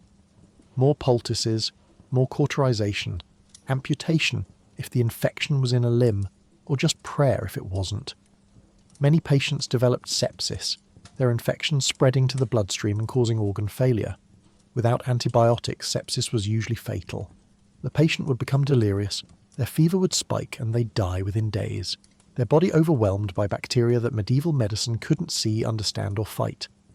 The tragic irony is that simple practices, washing hands, boiling bandages, cleaning wounds thoroughly, keeping them dry, could have prevented the vast majority of wound infections. But without microscopes to see bacteria and without the scientific method to test hypotheses, medieval healers had no way to discover these truths. They continued their practices, convinced they were helping, while infection killed patient after patient. So picture this. You've got a deep cut on your arm from a farming accident. The local healer wraps it in a strip of cloth that was used last week on someone else's wound. The bandage stays on for 5 days. When it's removed, your arm is swollen, red, and oozing thick pus. The healer smiles and says, "Excellent, laudable pus. You're healing wonderfully." Meanwhile, infection is spreading up your arm toward your heart. Within a week, you're feverish and delirious. Medieval wound care, where good intentions met disastrous execution, and survival was mostly just luck. In the early 16th century, a terrifying illness called sweating sickness swept through England. It struck suddenly, caused intense sweating, fever and death within hours. No one knew what caused it, and doctors had no idea how to treat it. Their remedies? Wrap patients in blankets to sweat it out. Ironic. Bleed them, of course, and pray. The disease vanished as mysteriously as it appeared, leaving behind only terror and a lot of unanswered questions. The first outbreak hit England in 1485, right after Henry VII won the Battle of Bosworth Field and claimed the throne. Within weeks, the disease tore through London, killing thousands. It became known as the English Sweat because it seemed to specifically target England while leaving neighbouring countries relatively untouched. The symptoms were unmistakable and terrifying. Sudden onset of chills, headache, severe exhaustion, and then the sweating. Not normal sweating, torrential, drenching sweating that soaked through clothes and bedding. Patients would literally be lying in puddles of their own sweat, shivering and burning up simultaneously. The speed of the disease was what made it so horrifying. You could feel fine in the morning, develop symptoms by noon, and be dead by nightfall. Some people died within 3 or 4 hours of the first symptoms appearing. There was no time to prepare, no gradual decline, just sudden illness and rapid death. Entire families could be healthy at breakfast and decimated by dinner. The saying at the time was, "Merry at dinner, dead at supper," which gives you an idea of how fast this thing moved. Medieval doctors were completely baffled. They'd never seen anything like it. The symptoms didn't match plague, didn't match typhus, didn't match any known disease. They fell back on their usual explanations. Bad air, corrupted humours, divine punishment, planetary misalignment. None of these theories helped develop effective treatment because none of them were remotely accurate.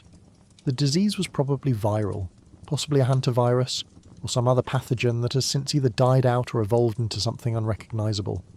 We still don't know for certain what caused it. The recommended treatments were spectacularly unhelpful.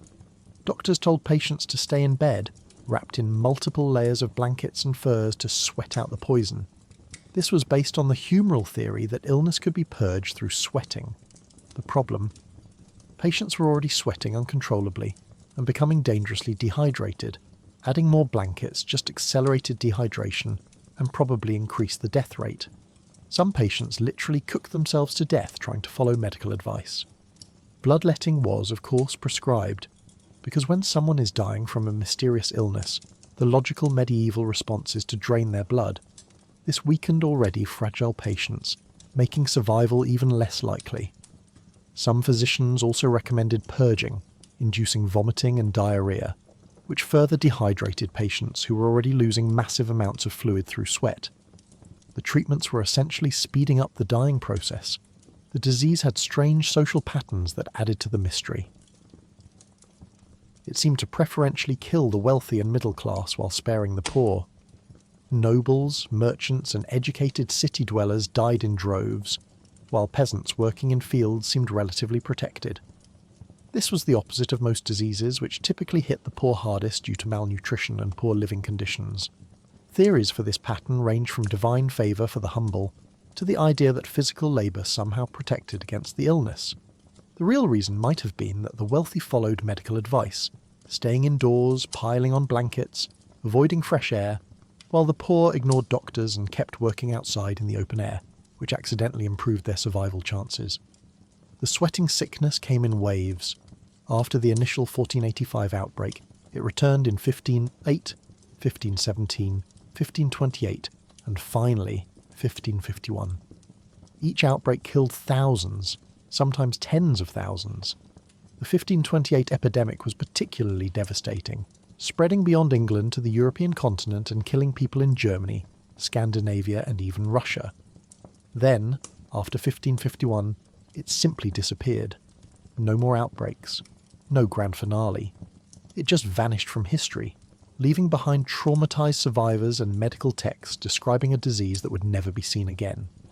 Some people survived, though survival rates were grim, possibly as low as 30–40%. Those who made it through the first 24 hours usually recovered completely, with no lasting effects. This gave rise to the 24-hour rule. If you could survive a full day with the sweating sickness, you'd probably live. But making it through that day was the challenge. The fever would spike, the sweating would intensify, and many patients would become delirious, confused, or lose consciousness. Their hearts would race, their breathing would become laboured, and then they'd simply slip away. The psychological impact was enormous.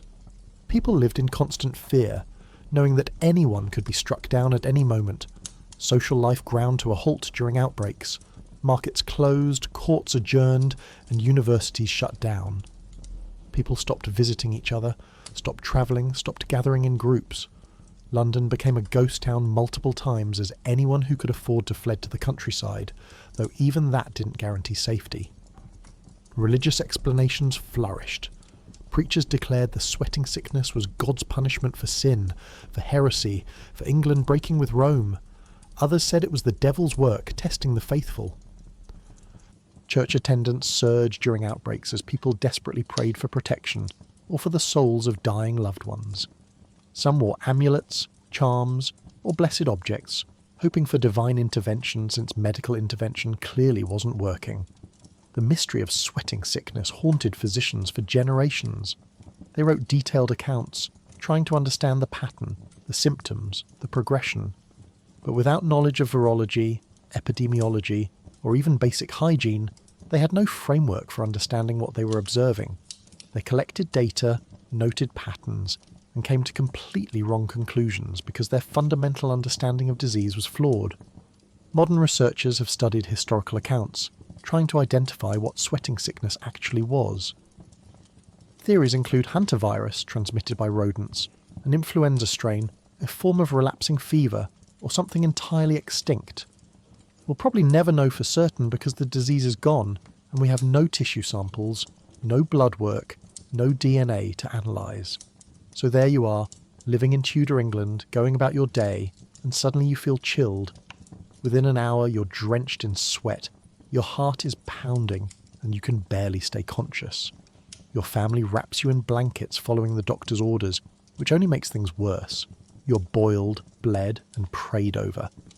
And by nightfall, there's a decent chance you're dead from a disease that medical science can't identify, can't treat, and doesn't understand. Welcome to the sweating sickness, where death came fast and answers never came at all. Medieval doctors believed that illness could be purged from the body through fasting and forced vomiting or diarrhea. Patients were given laxatives, emetics, and told to avoid food for days. The theory was that emptying the body would somehow remove the disease. In reality, it just made sick people weaker, dehydrated, and more likely to die. But the doctors kept prescribing it anyway because, well, tradition. The logic behind purging was rooted in humoral theory. If your body contained too much of something, excess phlegm, corrupted bile, bad blood, then the solution was obvious: get it out. Every orifice was a potential exit route for disease, and medieval doctors were determined to use them all. They prescribed substances that would make you vomit from above and evacuate from below, sometimes simultaneously, in what can only be described as a full-body exorcism of your digestive system. Emetics, substances that induced vomiting, came in various medieval flavours of horrible. Ipecac syrup, derived from a South American plant, was popular and actually effective at making you vomit, though it wasn't widely available in medieval Europe. More commonly, patients were given concoctions made from mustard seed, salt water, or copper sulfate mixed with wine or water. You'd drink this mixture, and within minutes you'd be violently vomiting everything in your stomach and then continuing to retch long after your stomach was empty. The theory was that this would expel the corrupted humours causing your illness. The reality was that you were now sick and violently nauseated, which wasn't actually an improvement. Laxatives were prescribed with equal enthusiasm. Medieval physicians had an impressive arsenal of substances guaranteed to make you spend the next several hours intimately acquainted with the nearest chamber pot. Senna leaves, aloe, castor oil, and various herbal preparations would trigger intense intestinal cramping and diarrhea. The goal was to completely empty the bowels, removing any trace of corrupted matter. Patients would be given increasingly strong laxatives until they were producing nothing but clear liquid, at which point doctors would declare the purge successful. The problem, of course, was that sick people need nutrition and hydration to recover. Instead, they were being deliberately starved and dehydrated at precisely the moment their bodies needed resources most. Patients already weakened by illness would be further weakened by days of fasting combined with fluid loss from vomiting and diarrhea. Their immune systems, already struggling, would be deprived of the nutrients needed to fight infection. Many patients who might have recovered with proper nutrition and rest simply died from the treatment itself. Fasting was considered spiritually and medically beneficial. The logic was twofold. First, digestion required energy that could be better used fighting disease. Second, food could be corrupted inside the body, creating more bad humours and worsening the illness. So patients were told to stop eating entirely, sometimes for days or weeks. Water was allowed, sometimes, though some physicians believed even water could be harmful in certain conditions. Patients would lie in bed, already fevered and exhausted, slowly starving while their bodies tried to fight off whatever was making them sick. For wealthy patients, fasting meant giving up elaborate meals and going without delicacies. For poor patients, it meant giving up the small amount of food they had access to, which might have been barely adequate even when they were healthy. The result was predictable: malnutrition compounding illness, creating a downward spiral from which many never recovered. Children and the elderly were particularly vulnerable to these treatments. A child's small body couldn't tolerate extended fasting, or the dehydration caused by purging. Elderly patients, already frail, would be pushed beyond their limits. But doctors applied the same treatments regardless of age or constitution, following ancient texts that prescribed purging for virtually every ailment. Some physicians took purging to extreme lengths. They'd prescribe multiple rounds of emetics and laxatives, continuing the treatment for days or even weeks. Between purging sessions, patients were given nothing but water or weak broths, just enough to keep them alive for the next round of emptying. It was cyclical torture disguised as medicine, and patients endured it because they believed their doctors knew best. The emetics themselves were often toxic. Substances like antimony, a metallic element, were mixed into wine and given to patients. Antimony causes severe vomiting, but it's also poisonous and can cause organ damage with repeated exposure. Patients were essentially being poisoned to cure them, a treatment strategy that makes medieval medicine look less like healing and more like very slow murder. Laxatives could be equally dangerous. Overdoses caused severe cramping, rectal bleeding, and in extreme cases, intestinal damage. Some herbal laxatives were so powerful they could cause dangerous electrolyte imbalances, leading to heart arrhythmias and death. But because the goal was complete evacuation of the bowels, doctors kept increasing doses until the patient was sufficiently purged, regardless of the side effects. The combination of fasting and purging created a perfect storm of suffering. Your body was fighting an infection while receiving no fuel and losing fluids from every end. Your electrolytes became imbalanced, your blood pressure dropped, your heart struggled, your kidneys began failing from dehydration. And through it all, the doctor stood by your bedside, nodding approvingly at your suffering, convinced that this aggressive treatment was saving your life. Religious fasting added another layer to the practice. Some patients believed that denying the body was spiritually purifying, and that suffering brought them closer to God. Priests and monks would fast voluntarily during illness, seeing it as penance or devotion. This religious dimension made questioning the medical practice of fasting seem almost heretical. If holy men fasted to cleanse their souls, surely fasting could cleanse the body too. Recovery from purging treatments was often attributed to the treatment itself rather than to the patient's body finally overcoming both the illness and the cure. If you survived, the doctor took credit for his aggressive purging. If you died, well, your humours must have been too corrupted to save. The treatment was never questioned, never blamed, just perpetually prescribed generation after generation. Some patients refused treatment, having seen others die from the cure. They'd hide at home, avoiding doctors, treating themselves with rest and simple foods. Ironically, these patients often had better survival rates than those who followed medical advice, but their success was dismissed as luck or divine intervention, never as evidence that maybe, just maybe, the treatments were making things worse. So there you are, lying in bed with a fever, already miserable, already weak. The doctor arrives with his bag of horrors and prescribes a strict fast combined with emetics and laxatives. For the next 3 days you eat nothing while your body violently expels fluids from both ends. You become weaker, more dehydrated, more delirious, and the doctor, he's convinced he's saving your life by emptying you out. Medieval medicine, where the cure was literally starving and purging you to death. Got bitten by a dog, rat, or any other creature? The medieval solution was instant cauterization. That's right. Burn the wound immediately with a hot iron to kill the poison. Did it prevent rabies or infection? Not really. Did it hurt worse than the bite itself? Absolutely. But it made people feel like something was being done, which in medieval medicine was often the most important thing. Animal bites were terrifyingly common in medieval times. Dogs roamed streets in packs, scavenging and occasionally attacking. Rats infested homes, barns and grain stores. Farm animals, horses, cattle, pigs, could bite when startled or mistreated. Wild animals were encountered by hunters, travellers, and anyone unfortunate enough to wander into the wrong forest. And without understanding of rabies, infection, or proper wound care, every animal bite was treated as a potential death sentence that required immediate dramatic intervention. The moment you were bitten, the clock started ticking. Medieval belief held that animal bites injected poison or venom into the wound. Even from animals we now know aren't venomous. The poison, they believed, would spread through the body unless immediately neutralized. The solution? Heat. Extreme flesh-searing heat applied directly to the wound before the poison could travel. There was no waiting, no examination, no consideration of the severity of the bite. Just grab the nearest hot iron and start burning. The procedure was exactly as brutal as it sounds. Someone would heat an iron rod, poker, or specialized cautery tool over a fire until it glowed red or white hot.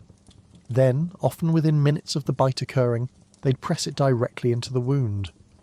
The goal was to burn deep enough to kill the poison, which in practice meant charring the flesh several layers deep. The smell of burning skin would fill the air, mixed with the screams of the patient and the smoke rising from their seared flesh. For dog bites, which were the most common, this treatment was considered absolutely essential. Medieval people lived in terror of rabies, called madness, or hydrophobia, though they didn't understand it was caused by a virus. They'd seen what rabies did. The aggression, the foaming at the mouth, the fear of water, the inevitable death, and they were desperate to prevent it. Cauterization seemed logical. Destroy the wound before the madness could spread. Of course, rabies virus travels through nerve tissue, not blood, and cauterization did absolutely nothing to prevent infection. But people didn't know that, so they kept burning bite wounds with religious fervour. The pain was extraordinary. Animal bites already hurt. Torn flesh, puncture wounds, bruising. Adding severe burns on top transformed a painful injury into agony. Children bitten by dogs would be held down while adults cauterized the wound, their screams echoing through neighbourhoods.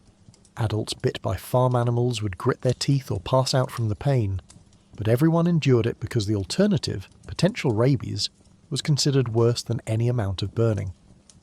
Rat bites received similar treatment, though with added concern because rats were associated with plague and disease. A rat bite wasn't just a physical injury, it was a portal for evil, corruption, and pestilence to enter your body. Cauterization was performed urgently, sometimes multiple times if the bite was deep or if multiple bites occurred. People feared rat bites almost more than dog bites because rats were seen as creatures of filth and darkness, carriers of supernatural corruption that required fire to purify. Snake bites, whether from venomous or harmless snakes, were also cauterized immediately. Medieval people didn't distinguish between species. A snake was a snake, and all snakes were considered deadly venomous. The bite would be burned, often repeatedly, and sometimes the area around the bite would be burned as well, creating a purified zone to prevent poison from spreading. For actual venomous snake bites, this treatment was useless, and made recovery more difficult by adding severe burns to systemic envenomation. Wild animal bites, from wolves, foxes, or wild boars, were treated with even more aggressive cauterization, because these animals were considered more savage and therefore more poisonous. The wounds would be burned extensively, sometimes cutting away flesh before cauterizing to ensure the heat reached deep enough. These treatments often caused more tissue damage than the original bite, leading to poor healing, permanent scarring, and disfigurement. The tragedy is that some medieval practices actually did help with animal bites. Washing wounds thoroughly with clean water or wine could prevent infection. Applying honey had genuine antibacterial properties, but these gentle, effective treatments were overshadowed by the dramatic appeal of cauterization. Fire was immediate, visible, and satisfying. You could see and smell the poison being destroyed. Washing a wound seemed too passive, too simple. Medieval medicine favoured dramatic intervention over gentle care. Some physicians recommended drinking theriac, a complex mixture of dozens of ingredients including viper flesh, believed to be a universal antidote to all poisons and venoms. After cauterizing the wound, patients would swallow spoonfuls of this concoction, hoping the internal medicine would work with the external burning to neutralize any poison that had entered the bloodstream. Theriac was expensive, its ingredients rare, and its effectiveness exactly zero.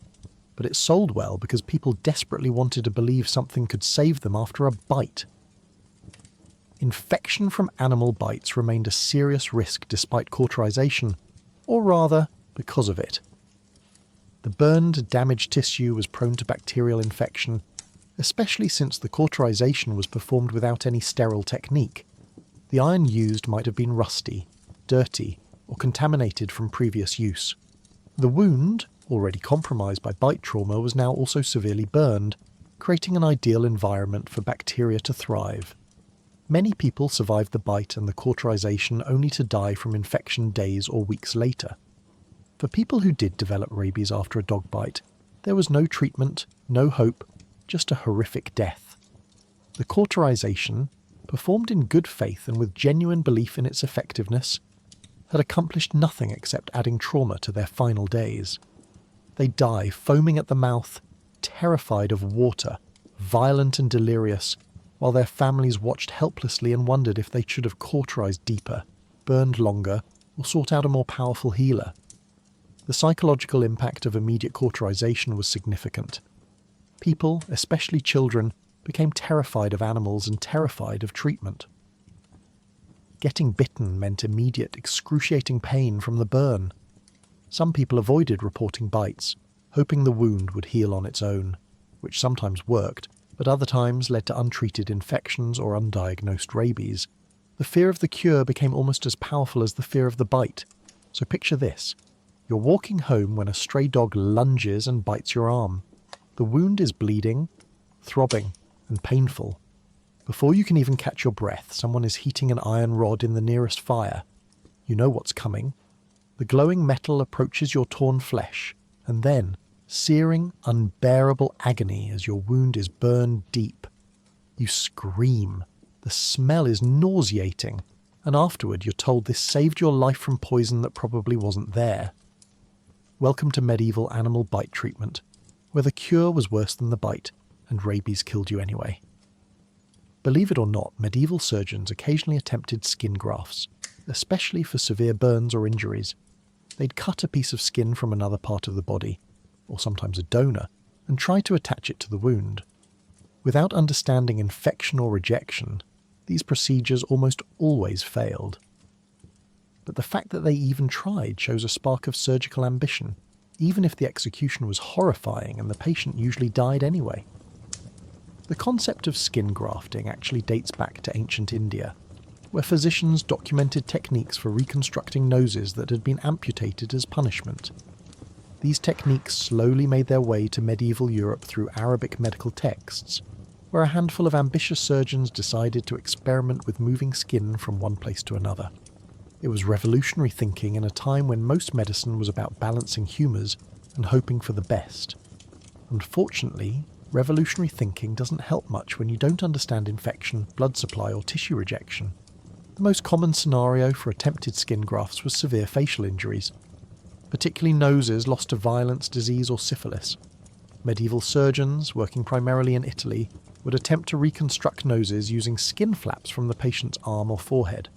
The procedure was a multi-stage nightmare. First, they'd cut a flap of skin from the donor site, usually the inner arm, while keeping one edge attached to maintain blood supply.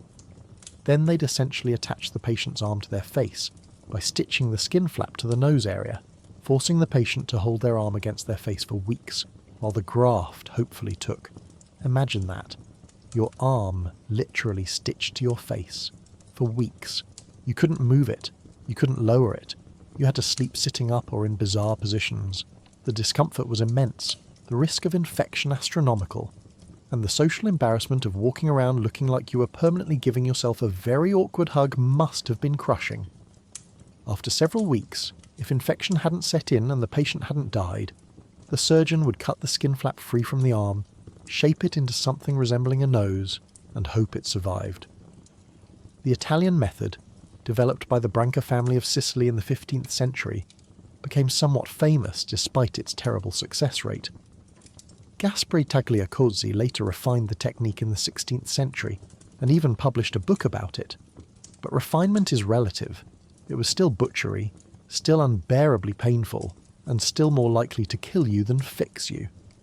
The grafted skin often died from lack of blood supply, turning black and necrotic. Infection was nearly inevitable given the complete lack of sterile technique, and even when the graft did take, the results were not great. The reconstructed nose might be lumpy, discoloured, and completely lacking sensation, but hey, at least there was something where the nose used to be. Some surgeons attempted simpler grafts for burns or large wounds, cutting pieces of skin from the thigh or buttocks and laying them over damaged areas. These were called free grafts because the skin was completely separated from its blood supply, relying on the wound bed to provide nutrients until new blood vessels could grow. Without understanding the biology involved, success was essentially random. Sometimes, mysteriously, these grafts would partially take. More often, they'd die and slough off, leaving the patient worse off than before. The pain of skin graft procedures was legendary. Remember, no anaesthesia. Patients were held down or tied down while surgeons cut living skin from one body part, an agonising process that involved slicing through multiple layers of tissue. Then came the stitching, which meant driving needles through already traumatised flesh dozens of times. The sutures were made from silk, catgut or linen thread, none of it sterile. all of it introducing bacteria directly into open wounds. Recovery was a special kind of hell. Both the donor site and the graft site would be incredibly painful, requiring weeks of restricted movement and careful attention. Bandages had to be changed regularly, which meant removing cloth that had stuck to raw, weeping wounds. Patients would be told to avoid certain foods that might heat the blood or cause inflammation, dietary restrictions based on humoral theory that did nothing medically but added another layer of misery to an already miserable experience. Tissue rejection was a concept centuries away from being understood. When grafts failed, which they usually did, surgeons had no idea why.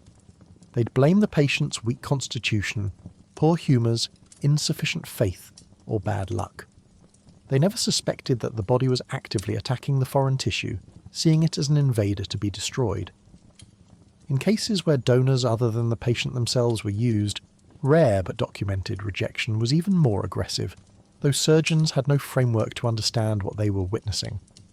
Infection remained the biggest killer. The open wounds, the repeated trauma, the unsanitary conditions, all created perfect breeding grounds for bacteria. Patients would develop fevers, the graft site would become red and swollen, pus would ooze from under the stitches, and the characteristic smell of rotting flesh would announce that yet another graft had failed.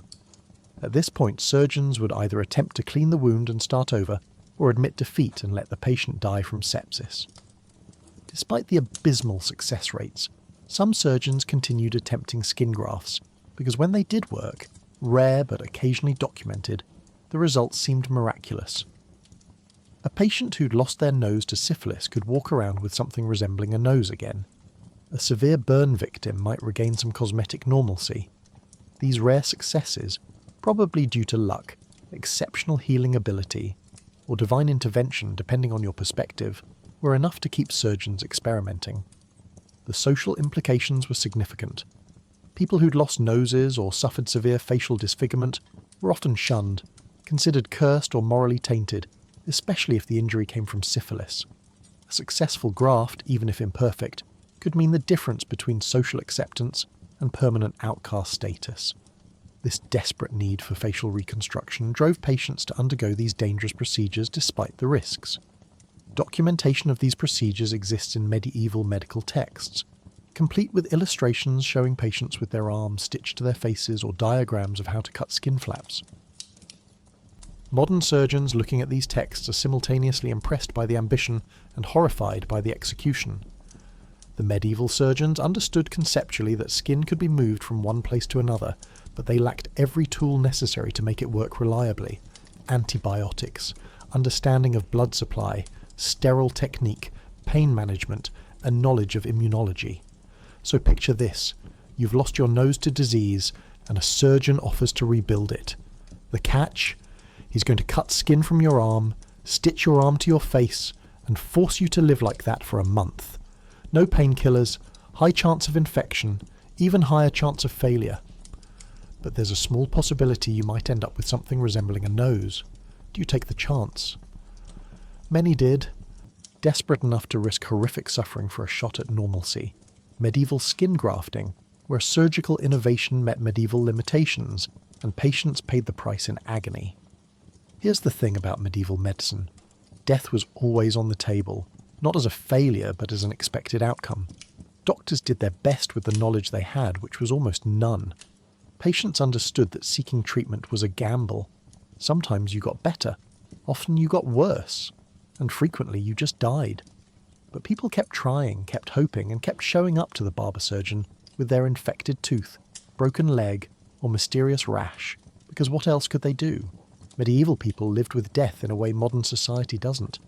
It wasn't hidden away in hospitals or nursing homes. It happened at home, in the streets, in full view of everyone. Children died regularly. Infant mortality rates hovered around 30–50%, meaning nearly half of all children didn't make it to age 5. Mothers died in childbirth so frequently that women wrote wills before going into labour. Men died from workplace accidents, infections from minor wounds, or mysterious illnesses that came on suddenly and killed within days. Death was a neighbour everyone knew intimately. This familiarity shaped how people approached medical treatment. When you visited a physician or surgeon, You understood you might not survive the cure. Surgery had mortality rates that would be considered malpractice today.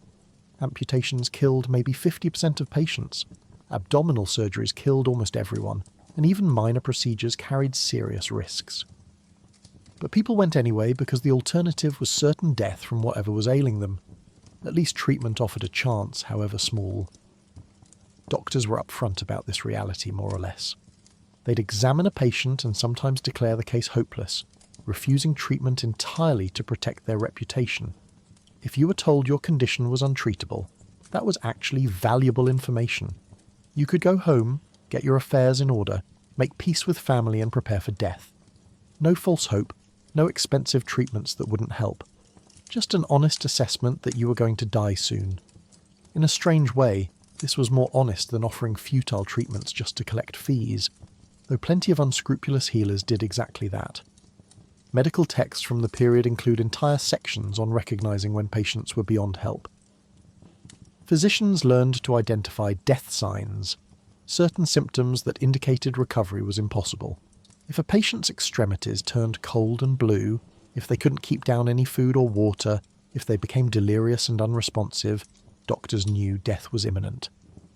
Rather than continue treatment, they'd shift to comfort care, keeping the patient as pain-free as possible with herbal remedies and ensuring a priest was called for last rites. The church played a massive role in medieval death culture. Dying without confession and last rites was considered spiritually catastrophic, potentially condemning your soul to purgatory or hell.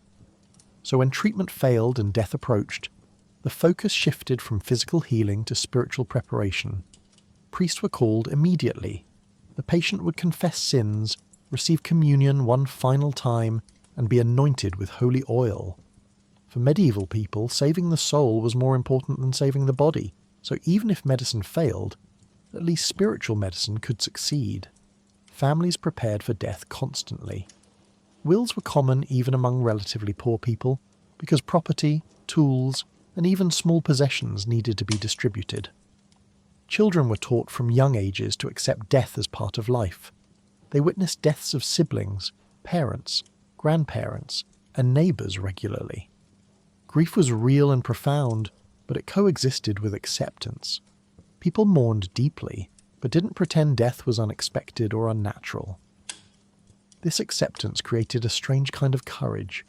People underwent terrifying medical procedures knowing they might die, but hoping they might live. A merchant with an infected leg would consent to amputation, fully aware he had maybe a 50-50 chance of survival, because the alternative was certain death from gangrene. A woman with a difficult childbirth would endure whatever the midwife attempted, knowing many women died but hoping she'd be one of the lucky ones. It was courage born from having no other choice. Some people chose to refuse treatment entirely, preferring to die from their illness rather than from the cure. This was considered a legitimate choice. If you had a fatal illness and didn't want to be bled, purged, and cauterized in your final days, you could simply decline medical intervention and die at home surrounded by family. Many people took this option, especially the elderly, who'd seen enough of medieval medicine to know it often made dying worse rather than better. The random nature of medical success reinforced the medieval worldview that everything was in God's hands. Two patients with identical injuries might receive identical treatment. One would survive, one would die, and no one could predict which would be which.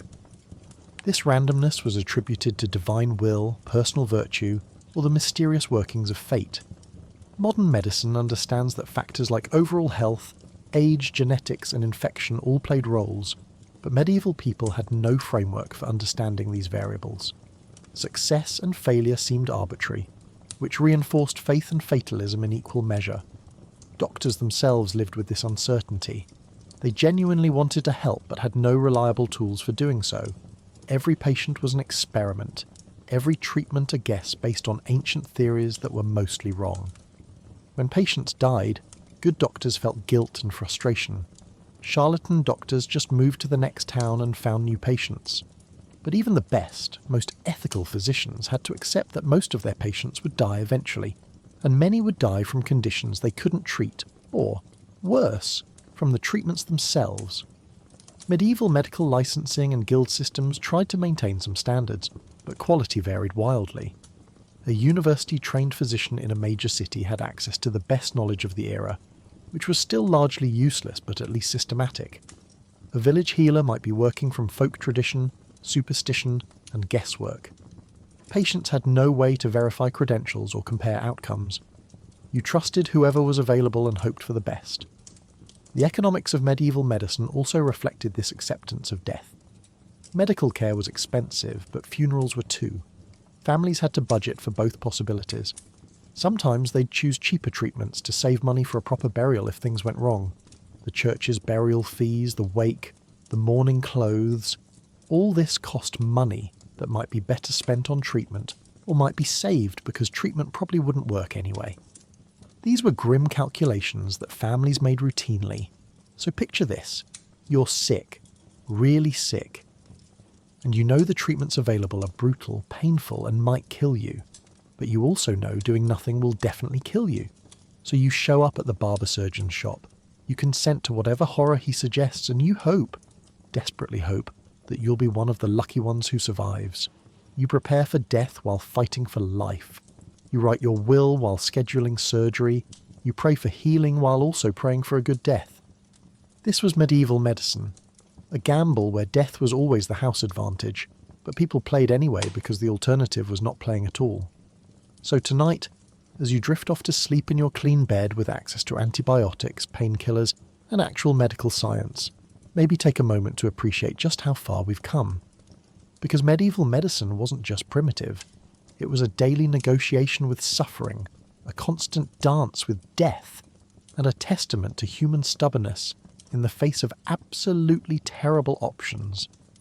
Medieval people didn't have x-rays to see broken bones, antibiotics to fight infections, or even a basic understanding that washing your hands could save lives. They had bloodletting, leeches, mercury poisoning disguised as treatment, and doctors who genuinely believed drilling holes in your skull would cure a headache. They endured cauterization without anesthesia, amputations with dull sores, and childbirth that was more dangerous than going to war. And yet, they survived. Not all of them, not even most of them, but enough to keep humanity going. There's something almost beautiful about their resilience. Even if the medicine itself was horrifying, they showed up to the barber surgeon knowing the treatment might kill them.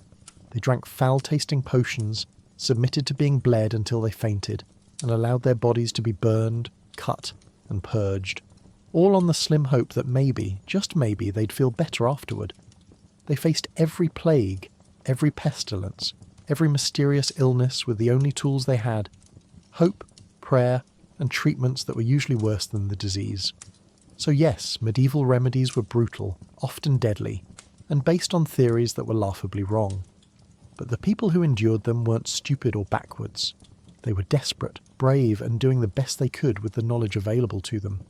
They were our ancestors, fighting through an era when a simple cut could kill you, and a toothache could be a death sentence. Tonight, be grateful for modern medicine. Be grateful for sterile instruments, for anesthesia, for doctors who actually understand what germs are. Be grateful you don't have to choose between death by infection or death by mercury poisoning.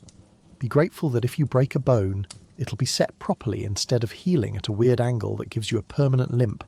And maybe, just maybe, whisper a quiet thank you to those medieval souls who suffered through leeches, trepanning, and plague doctors in bird masks, because they kept going, kept reproducing, kept passing down their genes through centuries of medical horror until eventually their descendants, us, got to live in a world where medicine actually works.